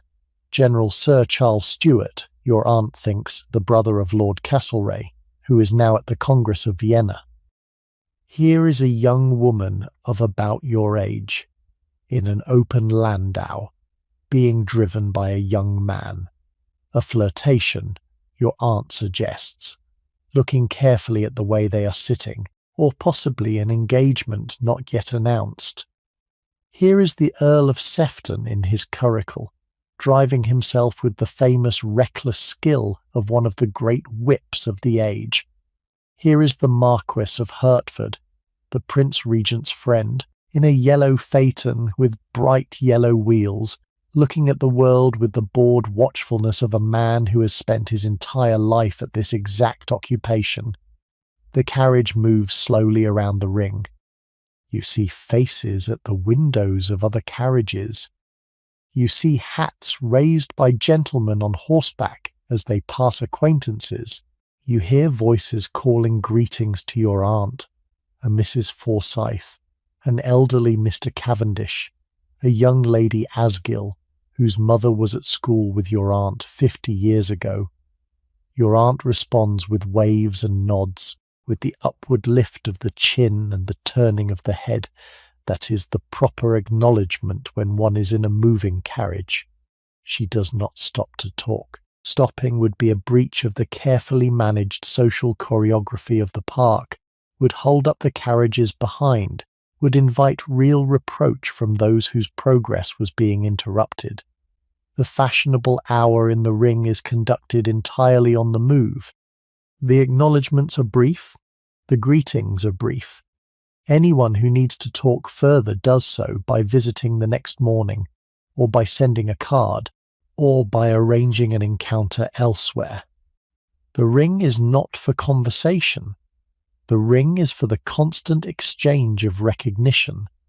Midway around the first circuit, your aunt sits forward and points. On Rotten Row, on a horse, is a man of about 40, dressed in the riding clothes of a fashionable gentleman.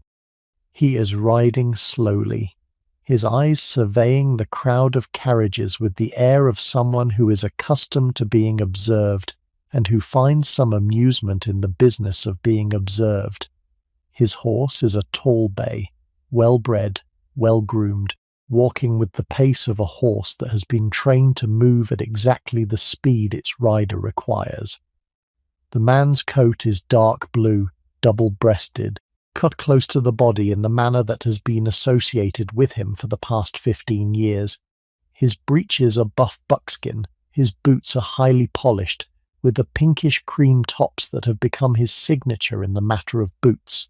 His cravat is white linen, tied in the simple knot that he himself made fashionable in 1798, and that has been worn by every gentleman of fashion in England since. His hat is a tall black silk top hat. His gloves are pale yellow.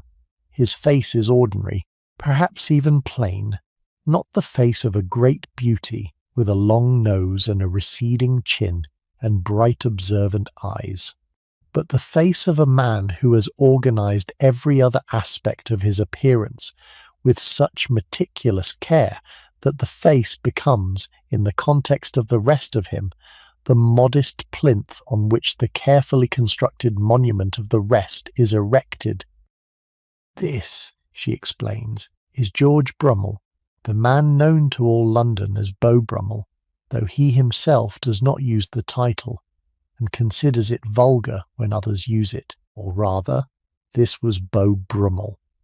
He is no longer quite as fashionable as he was 5 years ago, when he was at the absolute peak of his influence over fashionable dress and manner, when his rooms in Chesterfield Street were the levy of the morning fashion of London, and the Prince Regent himself attended his dressing for an hour at a stretch to watch the great process by which Brummel put himself together.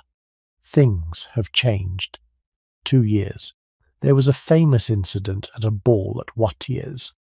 The Prince Regent, who had quarrelled with Brummel over some matter, possibly Brummel's increasing rudeness to the Prince's friend Lady Hertford, had cut Brummel publicly, refusing to acknowledge him in the receiving line.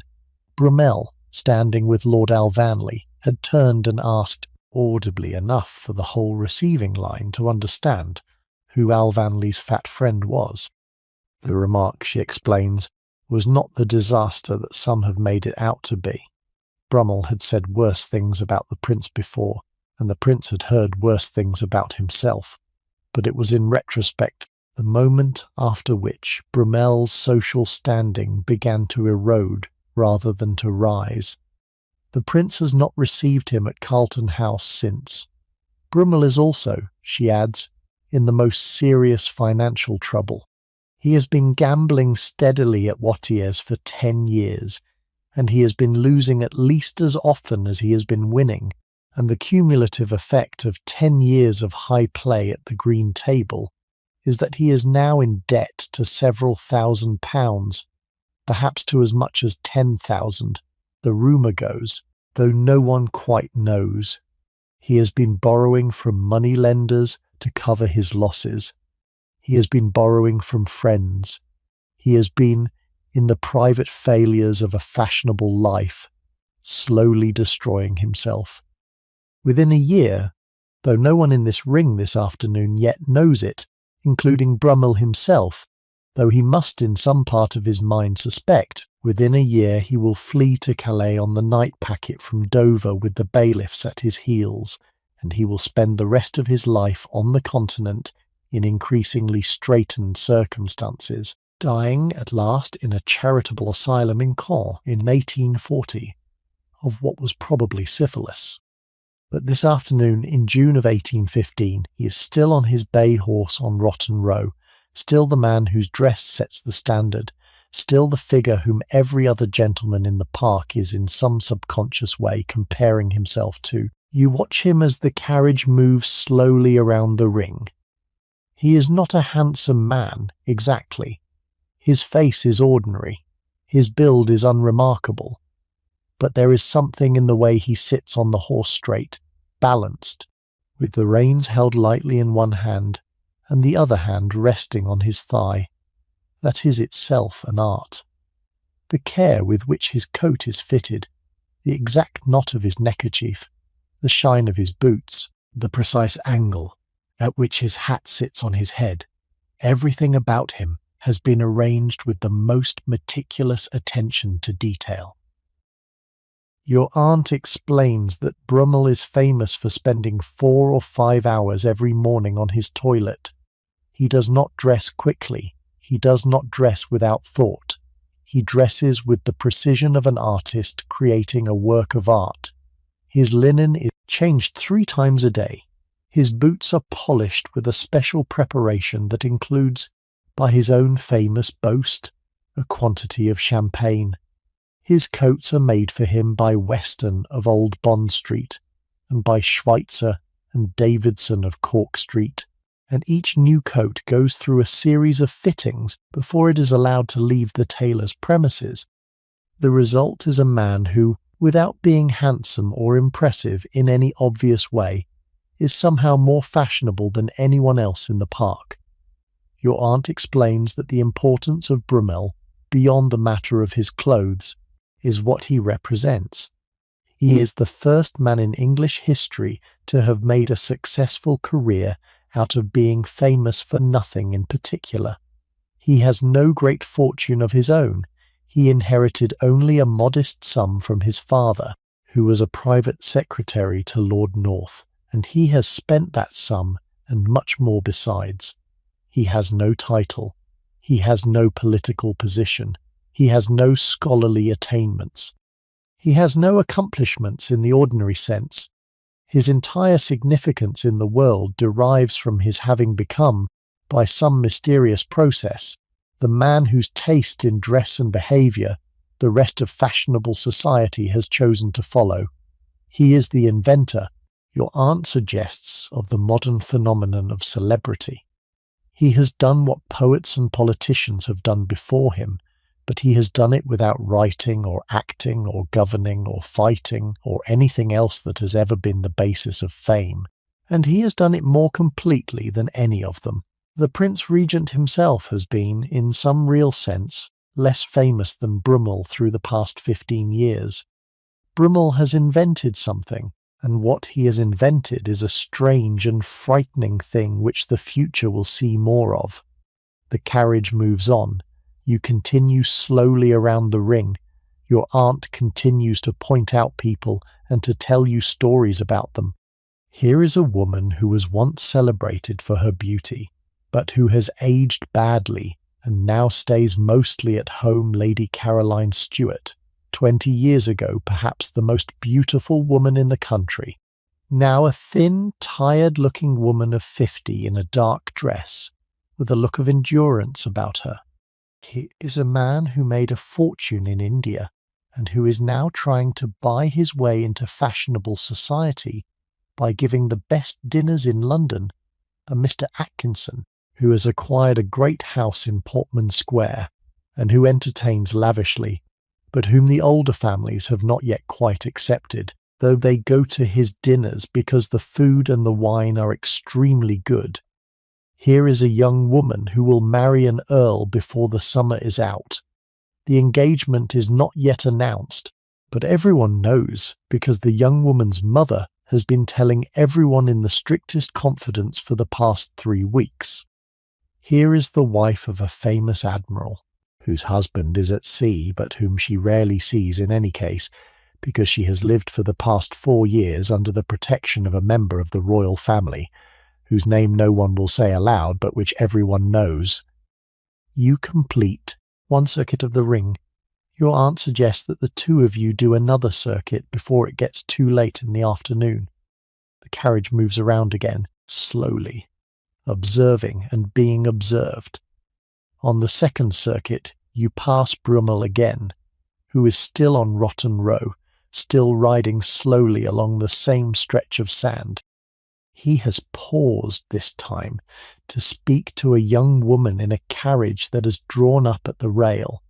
The young woman is laughing. Brummel is leaning down from his saddle, smiling slightly. The whole scene is composed with a quality that you find difficult to describe. It has the quality of a painting, of a tableau that has been arranged for the inspection of an audience that is itself part of the composition. Brummel knows he is being watched. The young woman in the carriage knows she is being watched. The audience in the surrounding carriages knows it is the audience. Everyone is performing. Everyone is observing. It is during this 2nd circuit, as you are moving along the path that runs near the Grosvenor Gate, that you see something that makes your heart stop slightly. A carriage of exceptional grandeur has just entered the park at the gate. It is painted in dark red and gold, pulled by 4 matched horses, black with silver-mounted harness, with white plumes set above their heads in the silver fittings. There are 2 coachmen on the box, both in liveries of dark red and gold with silver buttons. There are 2 footmen on the box behind in matching livery.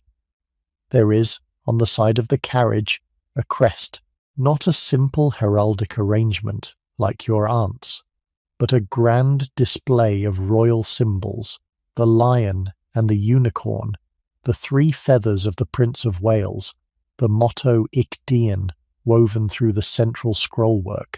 The carriage is large, open to the air, an open landau in the new German style, and in it are sitting 3 people, a man of about 55 in the centre, with 2 ladies, one on either side. The man is heavily built, his face flushed with the heat, or perhaps with port wine.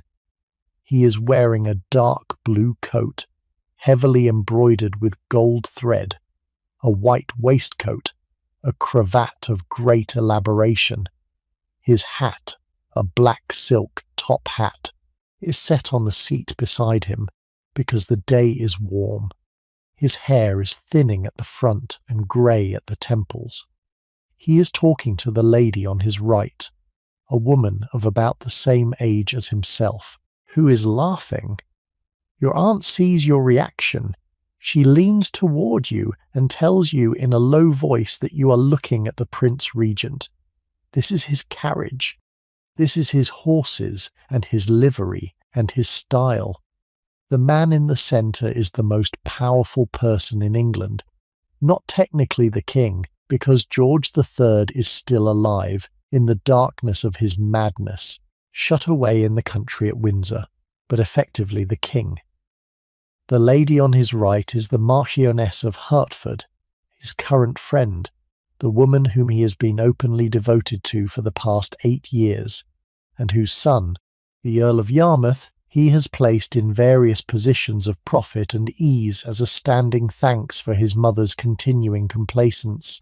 The lady on his left is a younger woman whom your aunt does not immediately recognise, possibly the Marchioness's daughter-in-law, possibly some other relation, possibly just a courtier of the prince's circle. Everything that happens in fashionable London happens because the Prince Regent makes it happen or allows it to happen. He chooses the architects whose buildings rise. He chooses the painters whose pictures are commissioned for the royal collection. He chooses the writers who receive royal patronage. He has built the pavilion at Brighton in its astonishing Oriental fantasy over the past 12 years, and he is continuing to extend and elaborate it. He has commissioned the rebuilding of Carlton House around the same period. He has been the patron of John Nash, whose great schemes for Regent Street and the new park to the north of the West End are at this moment under construction. He has, in his way, more cultural influence than any English monarch since Charles I, and yet, she adds, he is also the most disliked monarch since the early Stuarts. He is openly mocked in the popular prince. The crowds in the streets boo when his carriage passes. He is in such constant fear of public hostility that he no longer attends any public function where he cannot be sure of being protected from the crowd. The contradiction is striking. Monarch who is both the great patron of his age and the most unpopular figure in his country, simultaneously the head of a brilliant cultural moment, and the object of more savage caricatures than any king in English history. He does not look, sitting in his open landau on a summer afternoon in his park, like a figure of either kind. He looks like a heavy middle-aged man who is enjoying a drive with 2 female friends and who has had, perhaps, too much wine at lunch. You watch the carriage as it moves around the ring. The Prince Regent does not look in your direction. He is talking to the Marchioness of Hertford, with the air of a man who is confident that everyone around him is looking at him, and who is accustomed to that attention. The carriage moves slowly, with the measured pace of someone who is in no hurry, and who understands that the slower you move, the longer you are observed. It passes within 10 yards of your aunt's carriage. You see, very clearly, the way the prince's coat is cut, the way his cravat is tied, the movement of his hand as he gestures while speaking. You see, on the finger of his left hand, a heavy gold ring with a stone in it that catches the afternoon light. You see the flush in his cheeks, the bored watchfulness of his eyes, the smile that he gives to the Marchioness as she replies to whatever it was he was saying. The whole moment lasts perhaps 8 seconds. Then the carriage has moved past, and you are looking at the back of the heads of the 2 coachmen, and the prince has been seen. She tells you that you have now seen one of the great sights of the London season. To see the Prince Regent in Hyde Park is something that any visitor to London should see. You have seen him. You have been in the same park as the most powerful person in England, and you have been close enough to see the colour of his eyes if you had cared to look, which she suspects you did. It is not a moment of great conversation or connection, but it is a moment of historical presence, and you may find, in years to come, that the fact of having seen him on this day is something you draw out of memory and tell people about, because elderly people tell young people about the great figures they once briefly saw, and the young people listen with the polite attention that they give to such anecdotes. The carriage continues around the ring. By the time you complete the second circuit, the sun is beginning to get lower in the sky. The light is taking on that golden quality of late afternoon that you have noticed before in the country, but that has, in London, a different quality, because the dust of the streets and the faint coal smoke of the city give the light a thicker texture. The shadows of the great trees lengthen along the carriage drive. The fashionable hour is beginning to draw to a close. The first carriages are leaving the ring, peeling off from the procession to head back through the gates and home to the houses of Mayfair and Belgravia and St. James's, where their occupants will rest before dinner. Your aunt says it is time to go home. You have been in the park for almost 2 hours. You have seen enough for one day. The carriage turns out of the park at the Stanhope Gate, begins the journey back toward Mayfair. You settle into the cushioned seats and look out at the streets of London passing by. The streets are less crowded now. The fashionable have gone home to rest before dinner. There are servants going about their evening business, shopkeepers closing their shops, children playing in the squares. There is a man walking with a cello case in his hand, perhaps on his way to play for someone's dinner in one of the great houses. There is a woman selling lavender from a basket on her arm, calling out her wares in a sing-song voice. There is a fat old porter sitting on a doorstep with his hat off and his face turned up to the sun, eating a piece of bread and cheese with the absolute concentration of a man for whom this is the great meal of the day. You arrive back at Brook Street at a little past 6 o'clock. She tells you that you have a little more than an hour to rest and prepare for dinner. Dinner will be at 7:30. After dinner, the two of you will go to the Italian Opera at the King's Theatre in the Haymarket. You should dress as you would for a ball. Your best evening dress, your jewellery, your finest toilette. The opera in 1815, your aunt says, is the most important social event of any evening on which it is performed, and the boxes of the King's Theatre are inspected by the rest of the audience with the same attention that the ring is inspected in the afternoon. You must look your best. You go upstairs to your room. You lie on the bed again, not sleeping, but resting. You are tired from the day's walking and observing. You have seen so much. You have been to so many places. You have seen the Beau Brummel, the most fashionable man in England. You have seen the Prince Regent. You have sat under the trees of Berkeley Square eating ice. You have walked Bond Street. You have been inside Hatchard's.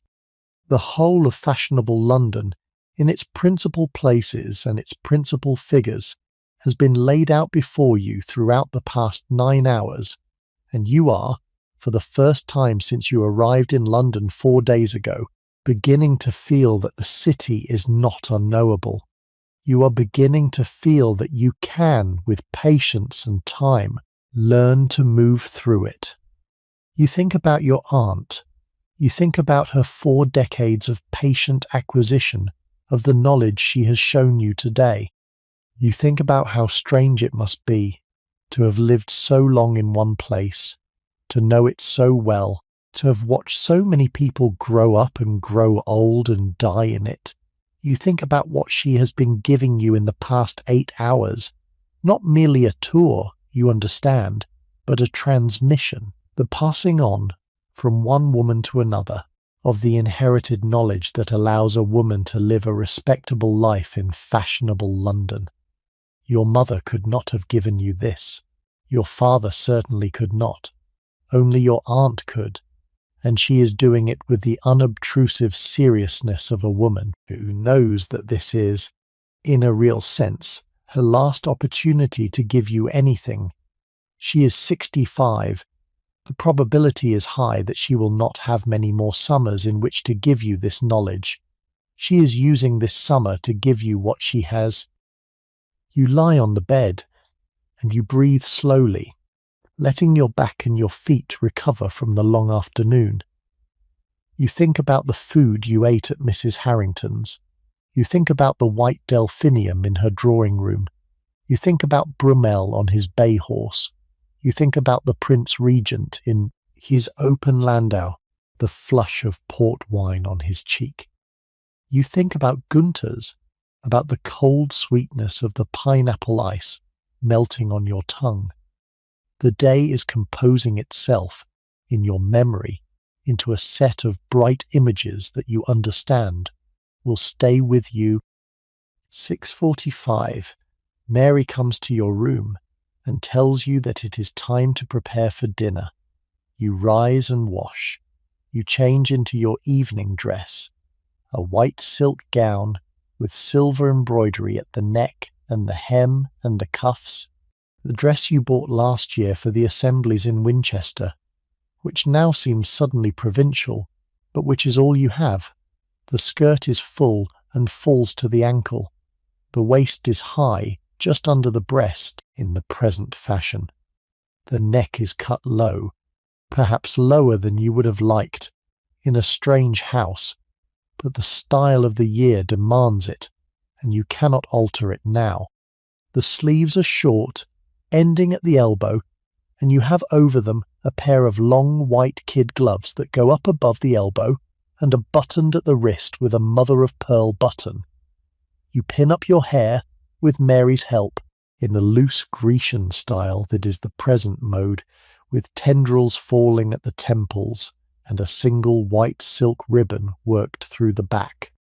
You put on your jewellery, your aunt's pearls again, this time a different string of them that your aunt has lent you from her dressing table, a bracelet of seed pearls that was your grandmother's, a gold ring that was your father's confirmation gift to you on your 14th birthday. You put a touch of rosewater behind each ear and at the hollow at the base of your throat. You look at yourself in the mirror. You look, you think, as well as you can manage. The dress is a year out of date, but the simplicity of the line is itself somehow distinguished. And the white silk with the silver embroidery looks, in the light of the candles that Mary has now lit on the dressing table, more sumptuous than it did in the daytime light at Winchester last November. You look like a young woman of family who is dressed for the opera. That is enough. Dinner is taken at 7:30. It is a simple dinner, just your aunt and yourself, served by the servants in the dining room of the house at the round table that is brought in for the use of two when the great formal dining table is not required. The room is candle-lit. The great chandelier in the centre has not been lit for the use of two, but a pair of candelabra of 6 candles each have been placed on the table, and the yellow light moves through the white cloth and the silver and the porcelain in the flickering manner that gives a candle-lit dinner its character. The food is excellent. There is a clear soup of veal and herbs, served from a silver tureen by the senior footman, who ladles it into your plate with the perfect economy of a man who has done it 20,000 times. There is fish, soles brought up from Hastings that morning, lightly fried, served with a butter sauce. There is a roasted fowl, carved at the side table by the same footman, with a sauce of mushrooms. There are vegetables in 2 silver dishes, new potatoes from the kitchen garden of one of the country estates that supplies your aunt's house, and the first peas of the season, sweet and green. There is a dish of asparagus that came up from Kent that day. There is a dish of strawberries with cream, the strawberries from the same kitchen garden as the peas.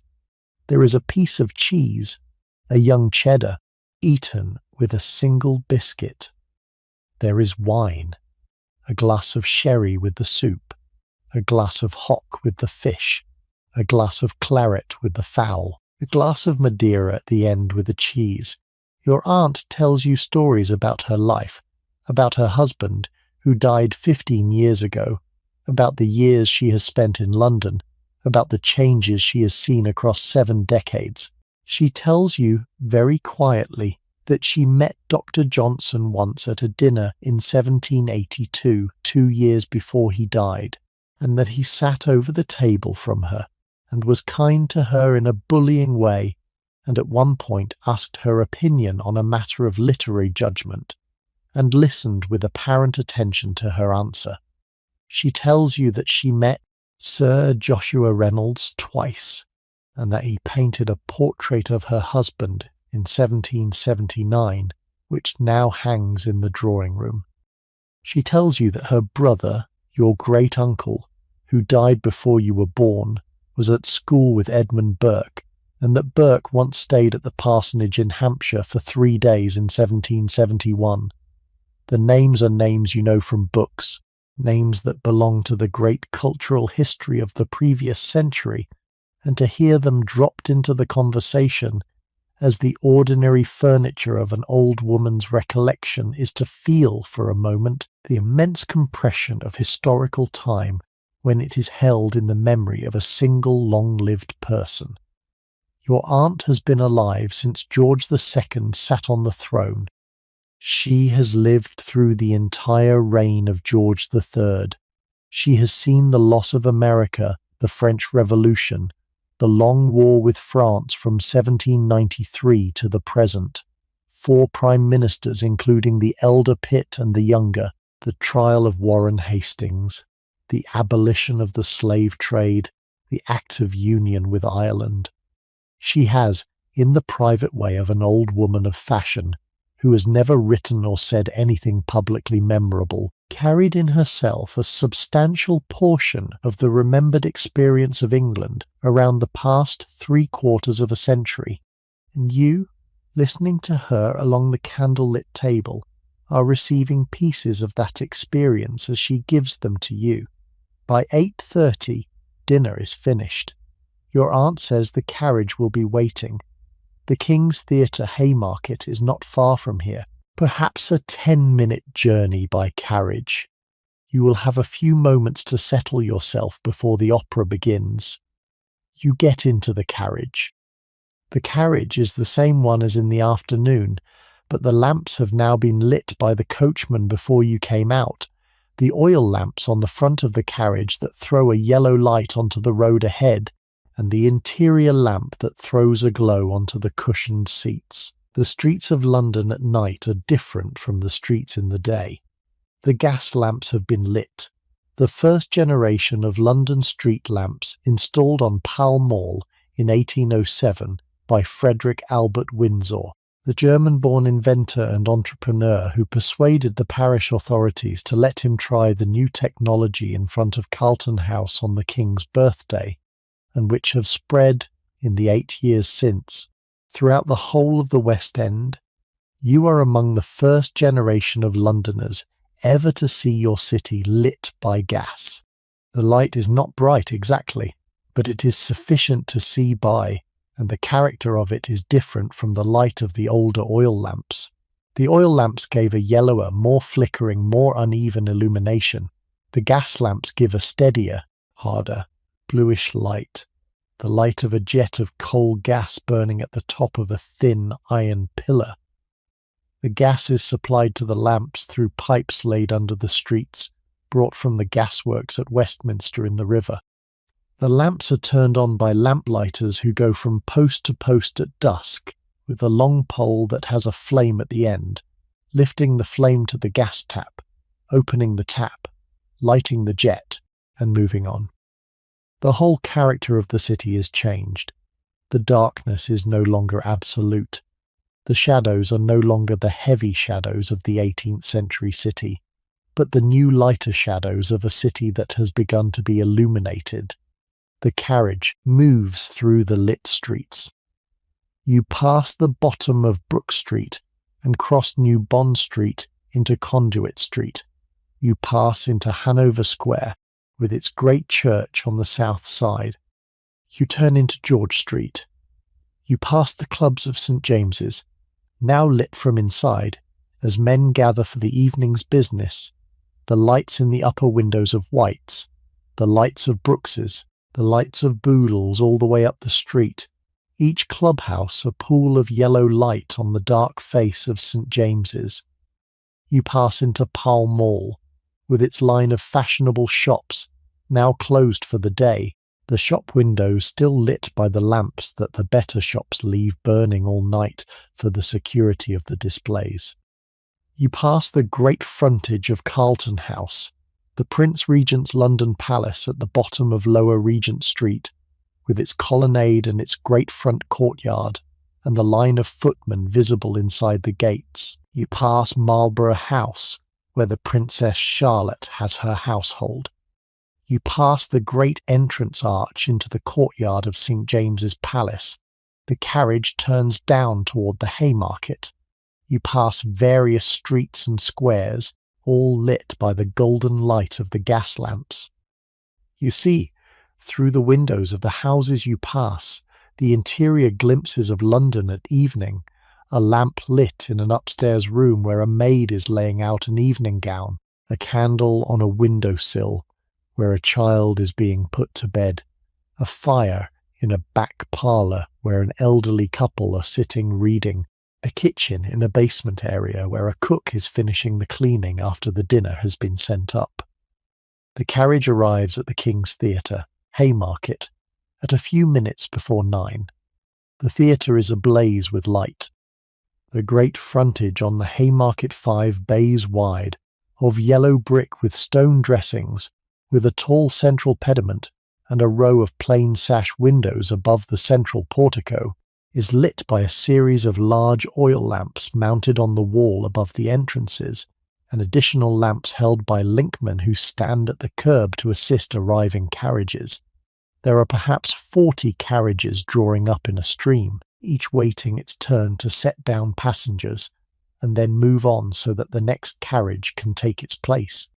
There are footmen in livery from a dozen different households moving back and forth at the curb, opening doors, handing down ladies, escorting young women through the few feet of pavement to the entrance under the portico. There are link boys in coarse coats holding flaming torches to provide additional light at the moment of the descent. There are sedan chairs being set down for those who have come by chair. There are people on foot, the cheaper part of the audience, walking up to the side doors that lead to the gallery and the upper gallery. The whole forecourt of the theatre has the quality of a carefully orchestrated chaos. Bentley draws your aunt's carriage up at the curb in its turn. Thomas, the footman, jumps down from the box and opens the door and hands first your aunt and then yourself down onto the pavement. You step over the pavement and into the entrance hall under the portico. Inside the entrance, your aunt's name is taken by an elderly attendant in a black coat who knows her, who bows and who informs her that her box is ready and that her servants have been sent to wait upstairs. You climb a long stone staircase with a wrought iron balustrade. At the top, you turn into a long curving corridor lit by a series of oil lamps. Doors open off the corridor on the right-hand side, each door bearing a brass number, each door leading to one of the boxes that ring the great horseshoe of the auditorium. Your aunt's box is in the second tier, with a good view of the stage and an excellent view of the other boxes, which is perhaps the more important consideration in a theatre of this kind. The box is perhaps 6 feet wide and 4 feet deep, with 3 chairs at the front and a bench at the back for an additional pair of occupants if needed. The chairs are upholstered in red velvet. The walls of the box are lined with red flock paper. There is a mirror on the back wall, in which a lady can quickly check her appearance before stepping forward to the front rail. There is a ledge beneath the front rail, where a programme can be set down. There is a handle by which the front of the box can be partly closed off with a curtain if its occupants wish to be less visible, a feature that some of the great families use during the more shocking parts of the more shocking operas, but that your aunt has never, she tells you, found necessary. The pleasure of the opera, your aunt explains as you settle into the front row of the box, is not entirely about the opera. The pleasure is also about seeing and being seen by the fashionable world. The arrangement of the King's Theatre, with its 6 tiers of boxes rising up around the great horseshoe of the auditorium, each box private but still open to the view of every other box, is in some ways a more efficient arrangement for fashionable observation than the Ring of Hyde Park. In the Ring, the carriages move, and you must catch the moving glimpse. Here, everyone is held in place around the 4 hours of the performance, and you can take your time, and you can return to look again, and the theatre of who is in which box with whom is laid out for your inspection along the whole of an evening. You settle into your seat. You look around the theatre. It is built in a semicircle, with perhaps 6 tiers of boxes rising up above the pit where the common people stand. Each box is private, separated by walls, so that the occupants can be seen but cannot be overheard. The whole effect is of perhaps 2,000 people in the same space, but in separate worlds, each box its own private chamber, pierced by the open view of all the others.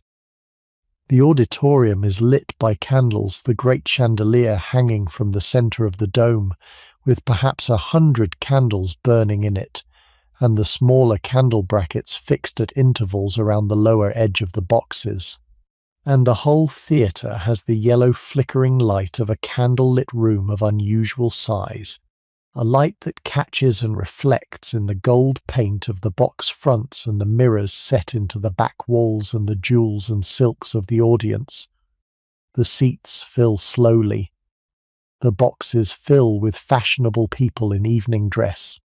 You see jewels flashing in the light of the candles, diamonds, pearls, the new French paste that has come into fashion since the wars made the importing of the real stones difficult, and that has been so well made that it is, in candlelight at least, indistinguishable from the genuine. You hear voices, laughter, the sounds of fashionable conversation throughout the open spaces of the auditorium. The pit below fills with people standing, the working and middle classes who cannot afford box seats, clerks and apprentices and tradesmen and their wives, dressed in their best clothes, packed in close together on the standing floor below the level of the lowest box. Above the boxes, in the gallery, are the cheapest seats, where the shopgirls and the soldiers' wives and the servants on their evening off are crammed onto wooden benches. Your aunt points out, with discreet gestures, some of the famous people in the boxes.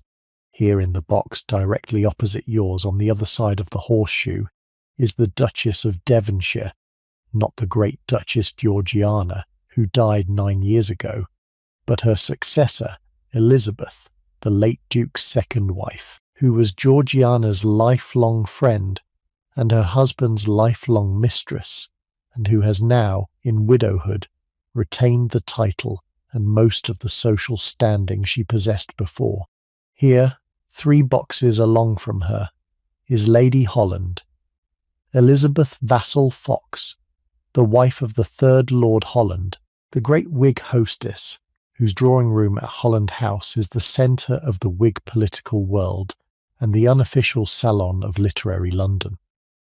Lady Holland was divorced from her first husband and remarried scandalously in 1797, and as a result of the divorce she is not received at court, but everyone else of importance comes to her dinners, and she has, in the past 18 years, held a position of social influence equal to anyone else's in London. Here, in the box next to Lady Holland, is a duchess your aunt does not at first recognise. The Duchess of Beaufort, she thinks, though she would have to look more carefully. Here is Lady Asgill again, whom you saw in the park. Here, in the next box up, is a young man who is rumoured to be about to propose to a countess. Here, in the box directly above your own, is an elderly man whom your aunt names as a Mr. Sharp, a banker who fought as a young volunteer with the British Army in Holland in 1794 and who was wounded at the Battle of Boxtel. Caroline Lamb your aunt thinks is somewhere in the house tonight, but she does not see her at first, and she does not look harder because the search would be conspicuous. Caroline Lamb in 1815 is a thin woman of 30 with pale curly hair who 3 years ago became famously infatuated with Byron in a way that destroyed her own reputation and contributed materially to Byron's.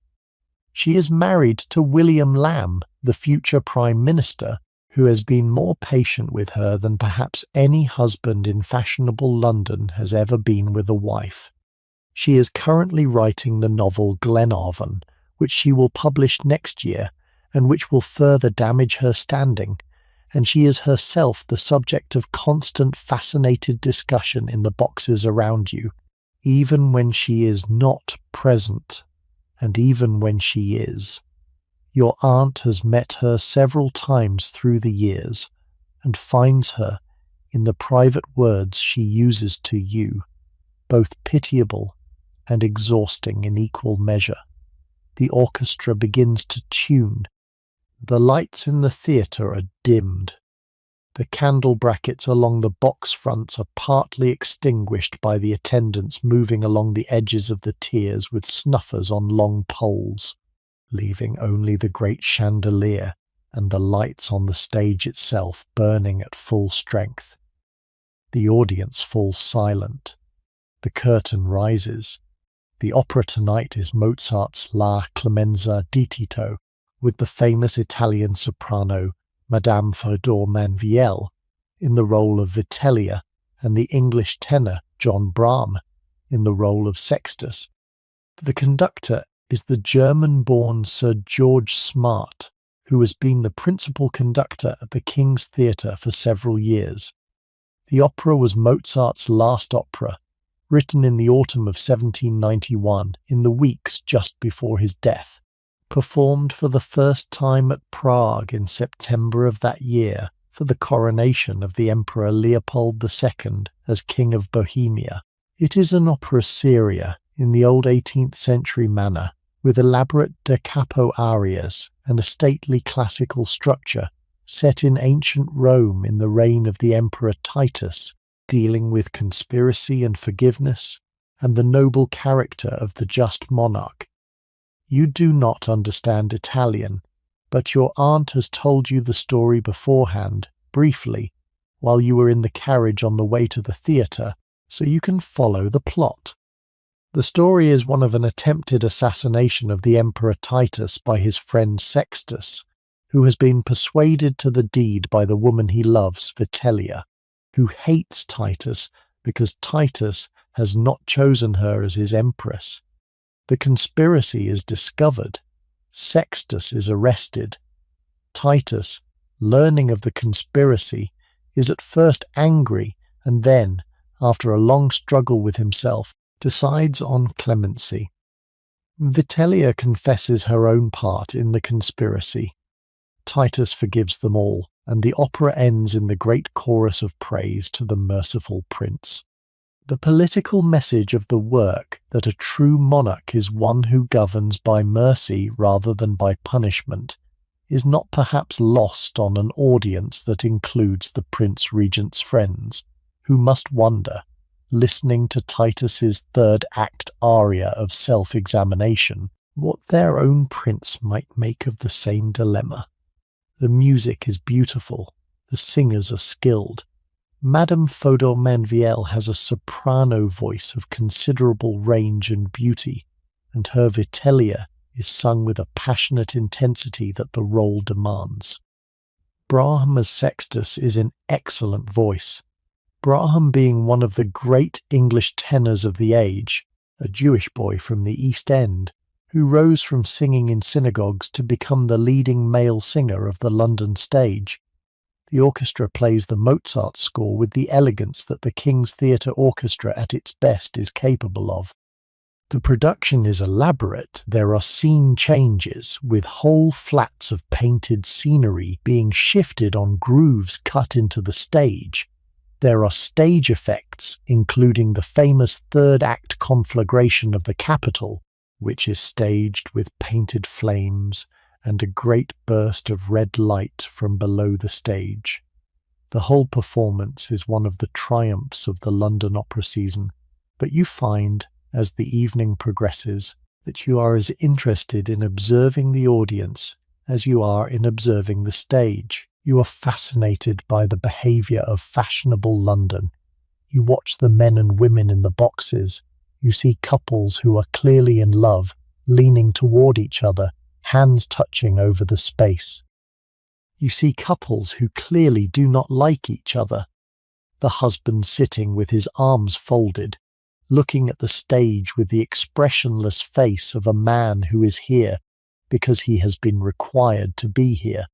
The wife looking at the stage with the same expressionless face for the same reason, neither speaking to the other, neither acknowledging the other, present in the same box only because the rules of fashionable life require that married couples appear together in public on certain occasions.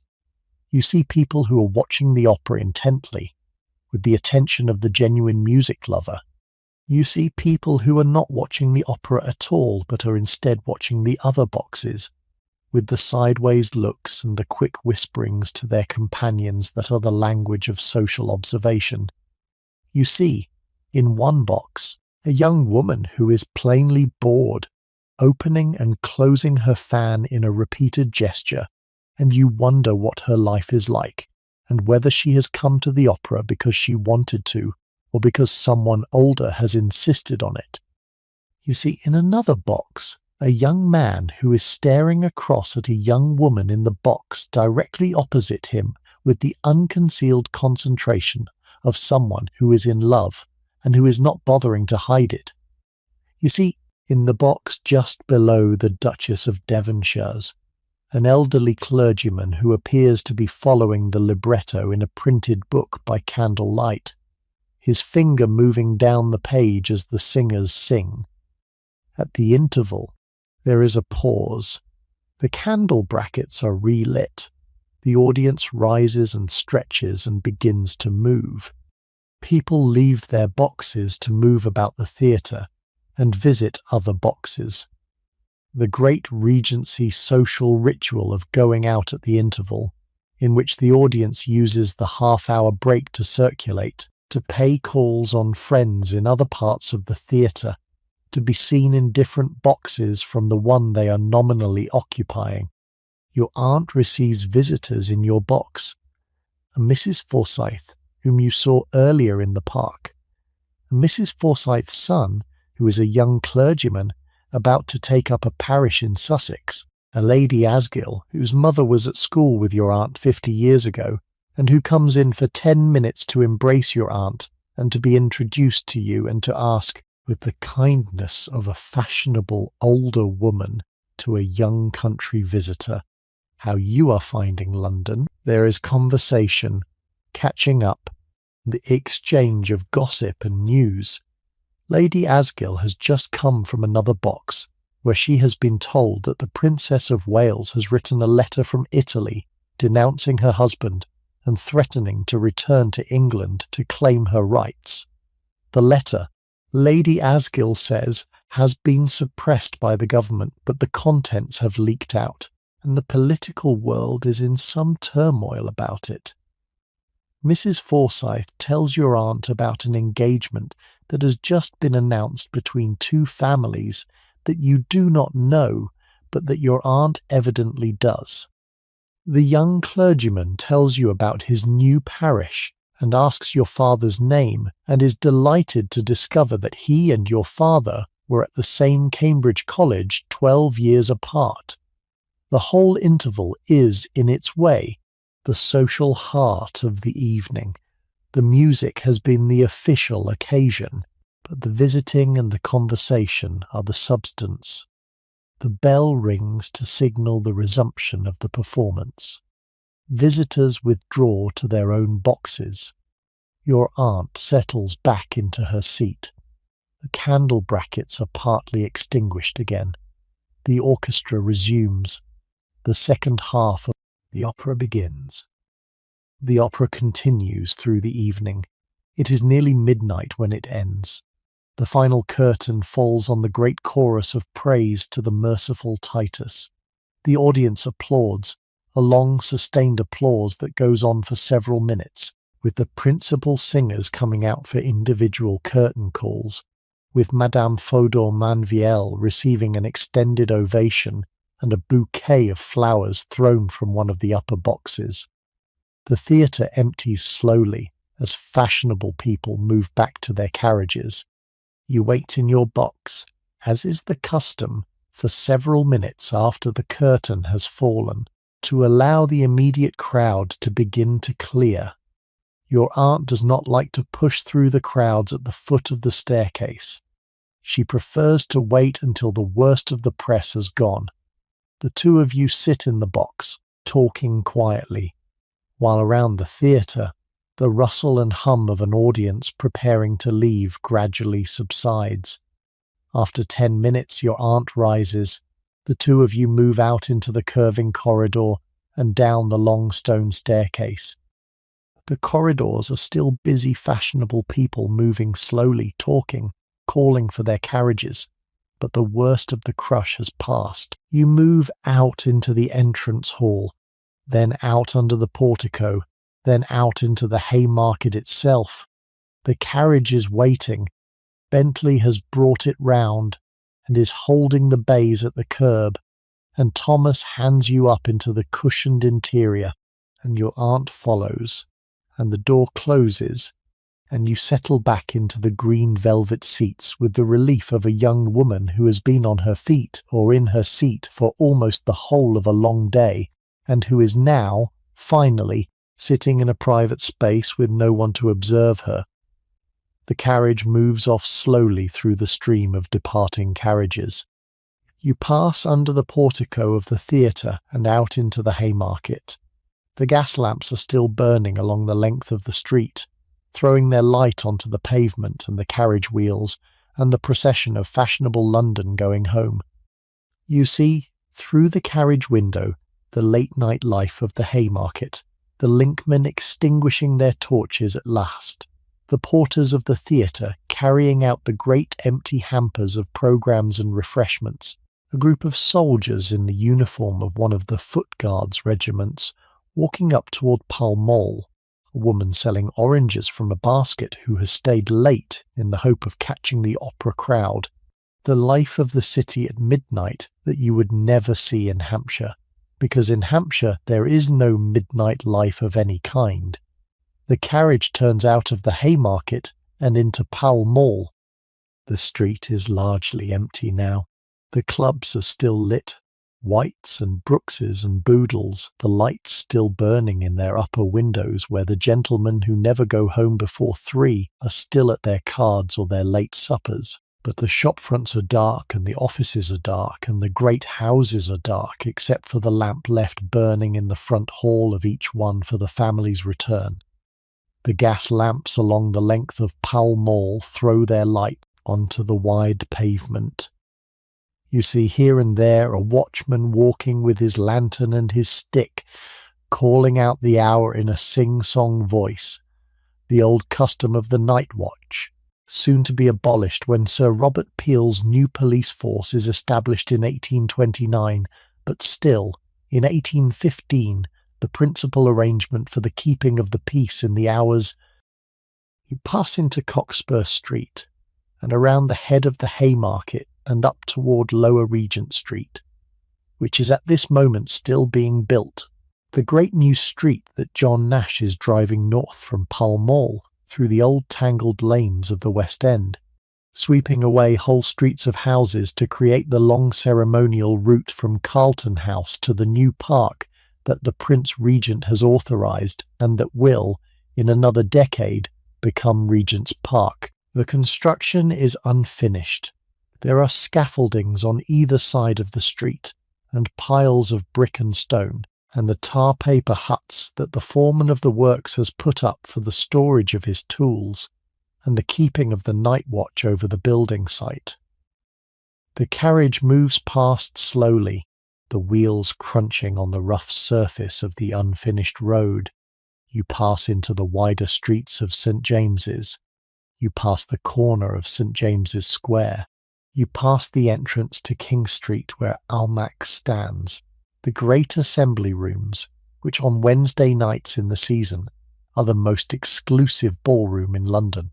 Almack's, where you cannot be admitted without a voucher from one of the patronesses, and where you have not yet been because no patroness has yet had occasion to see you, but where, if your aunt is sufficiently determined and the season has another month to run, she will perhaps contrive to have you admitted before you go back to Hampshire.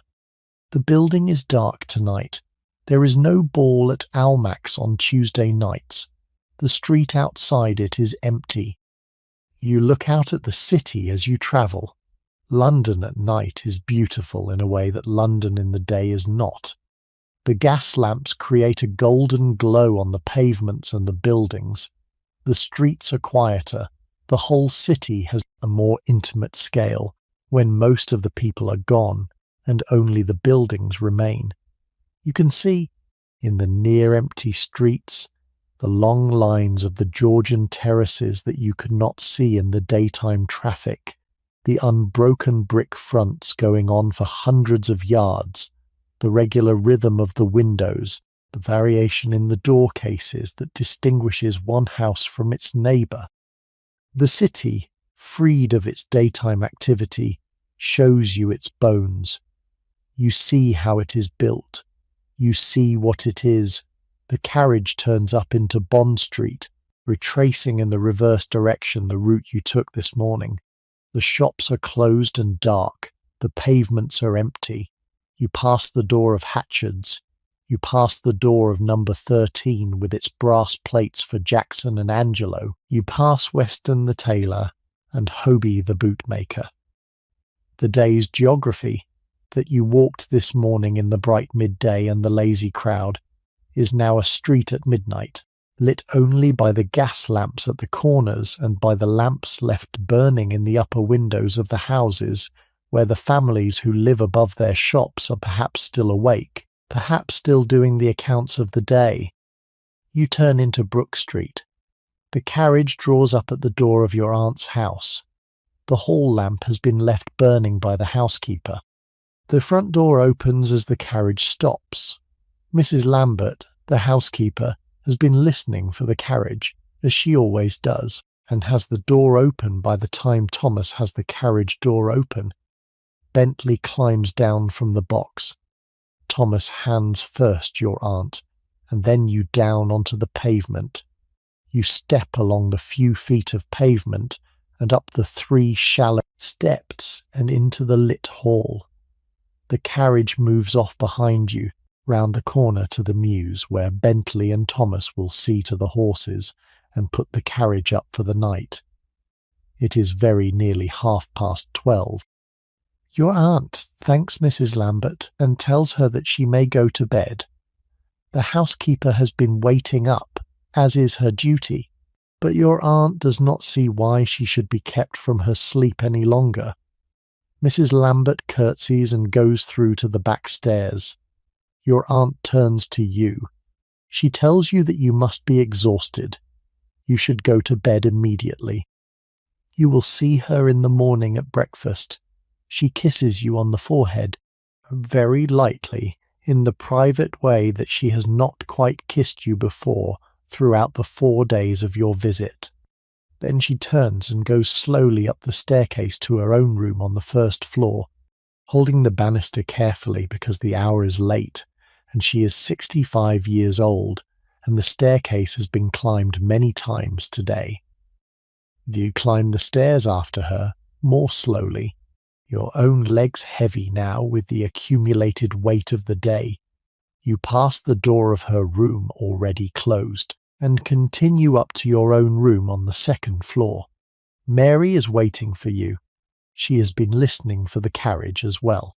She has the candles lit on the dressing table, and the bed turned down, and the night fire burning low in the grate, because the June nights in London are cool enough still to want a fire in a bedroom.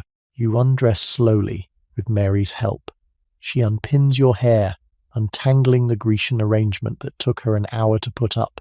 brushing it out with the silver-backed brush, plaiting it into the loose night plate that you wear for sleeping. She unbuttons the long kid gloves at the wrist and draws them off your arms. She unfastens the mother-of-pearl studs at the back of the dress and helps you out of the white silk gown, hanging it over the back of the chair so that it can be properly put away in the morning when there is light to see by. She unfastens the silk stays underneath and helps you out of those, and out of the petticoat, and out of the silk stockings rolled at the knee. She brings you the long white linen nightgown, which she has warmed at the fire, and helps you into it. She takes the pearls from your throat and lays them carefully on the dressing table, on the tray that is kept there for that purpose. She takes the seed pearl bracelet and the gold ring and lays them beside the pearls. She brings you a basin of water and a towel, and you wash your face and hands. She brings you a glass of milk. Mrs. Lambert has left it on the night table in case you should want it, and you drink half of it. You feel the milk going down. You feel the softening of the day's weight that begins when a young woman is at last in a clean nightgown and has drunk something and is about to get into a bed she has been longing for. Mary helps you into the bed. The sheets are cool and fresh, Irish linen of the finest grade, washed in the household laundry and laid in lavender, stiff with the new starch but against the skin, once you have been between them for a moment. The pillows are soft, filled with the down that Mrs. Lambert keeps in stock against any pillow needing replenishment. The blanket is wool, with a damask coverlet over it. Mary tucks the bedclothes around you with the kindness of a young woman who has been doing this for the last 4 nights for a young guest who is herself almost as young as the maid is. She asks if there is anything else you need. You tell her there is not. She wishes you good night. She takes one of the candles, leaving the other burning on the night table for you to put out when you are ready, and she withdraws softly, closing the door behind her. The room is quiet. The fire makes sounds in the grate as the last of the coals settles. The single candle on the night table throws a yellow light onto the cream wall and the corner of the dressing table.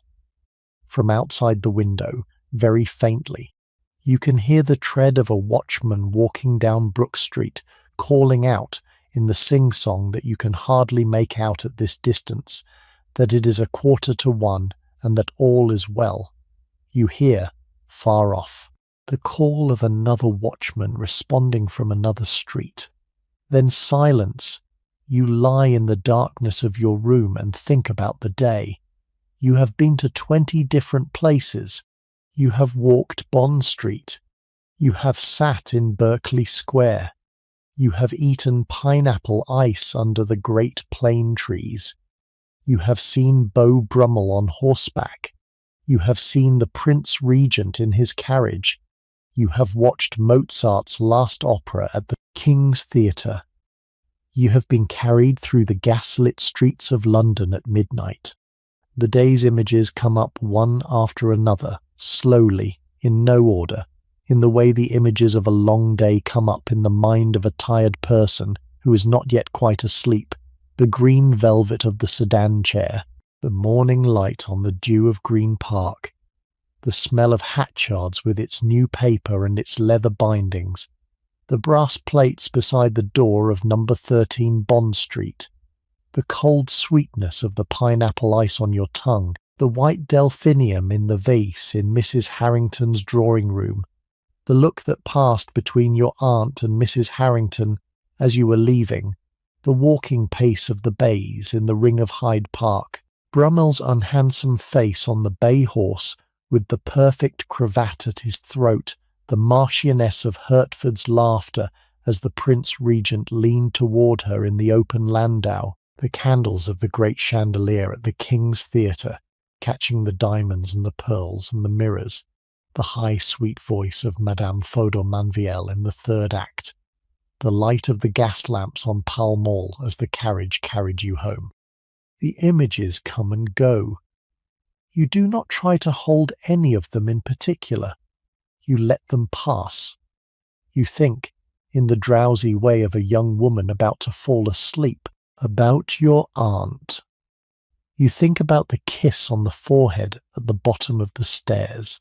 You think about the fact that she has done all of this today for you, has walked further than she usually walks, has sat in the park longer than she usually sits, has stayed up later than she usually stays up, has used the reserve of energy that an older woman husbands carefully across a long day, and has spent that reserve on a single day for a niece she has not seen since you were a child. You understand, in a way that you would not have been able to put into words even a week ago, that she has given you something, and that the thing she has given you has been costly to her, and that she has given it without making any fuss about the cost, in the way the old women of fashionable London have always done their giving. You think about Hampshire for the first time today. You think about the parsonage where you grew up, the low rooms, the smell of old books in your father's study, the sound of the church bell at the bottom of the lane. You think about your mother. You think about your father. You think about how strange it will be, in another month, to go back home and to find Hampshire smaller than you left it, because you will have seen London now, and you will know that the village that contained your whole childhood is in fact one small village in a very large world. The thought is not unhappy. The thought is, in some way, a relief. You will go back to Hampshire when the time comes, but you will go back changed. You blow out the candle on the night table. The room is now in darkness except for the last red glow of the coals in the grate. You settle deeper into the pillows. The image that comes up last, as you drift, is the Prince Regent's carriage in the late afternoon.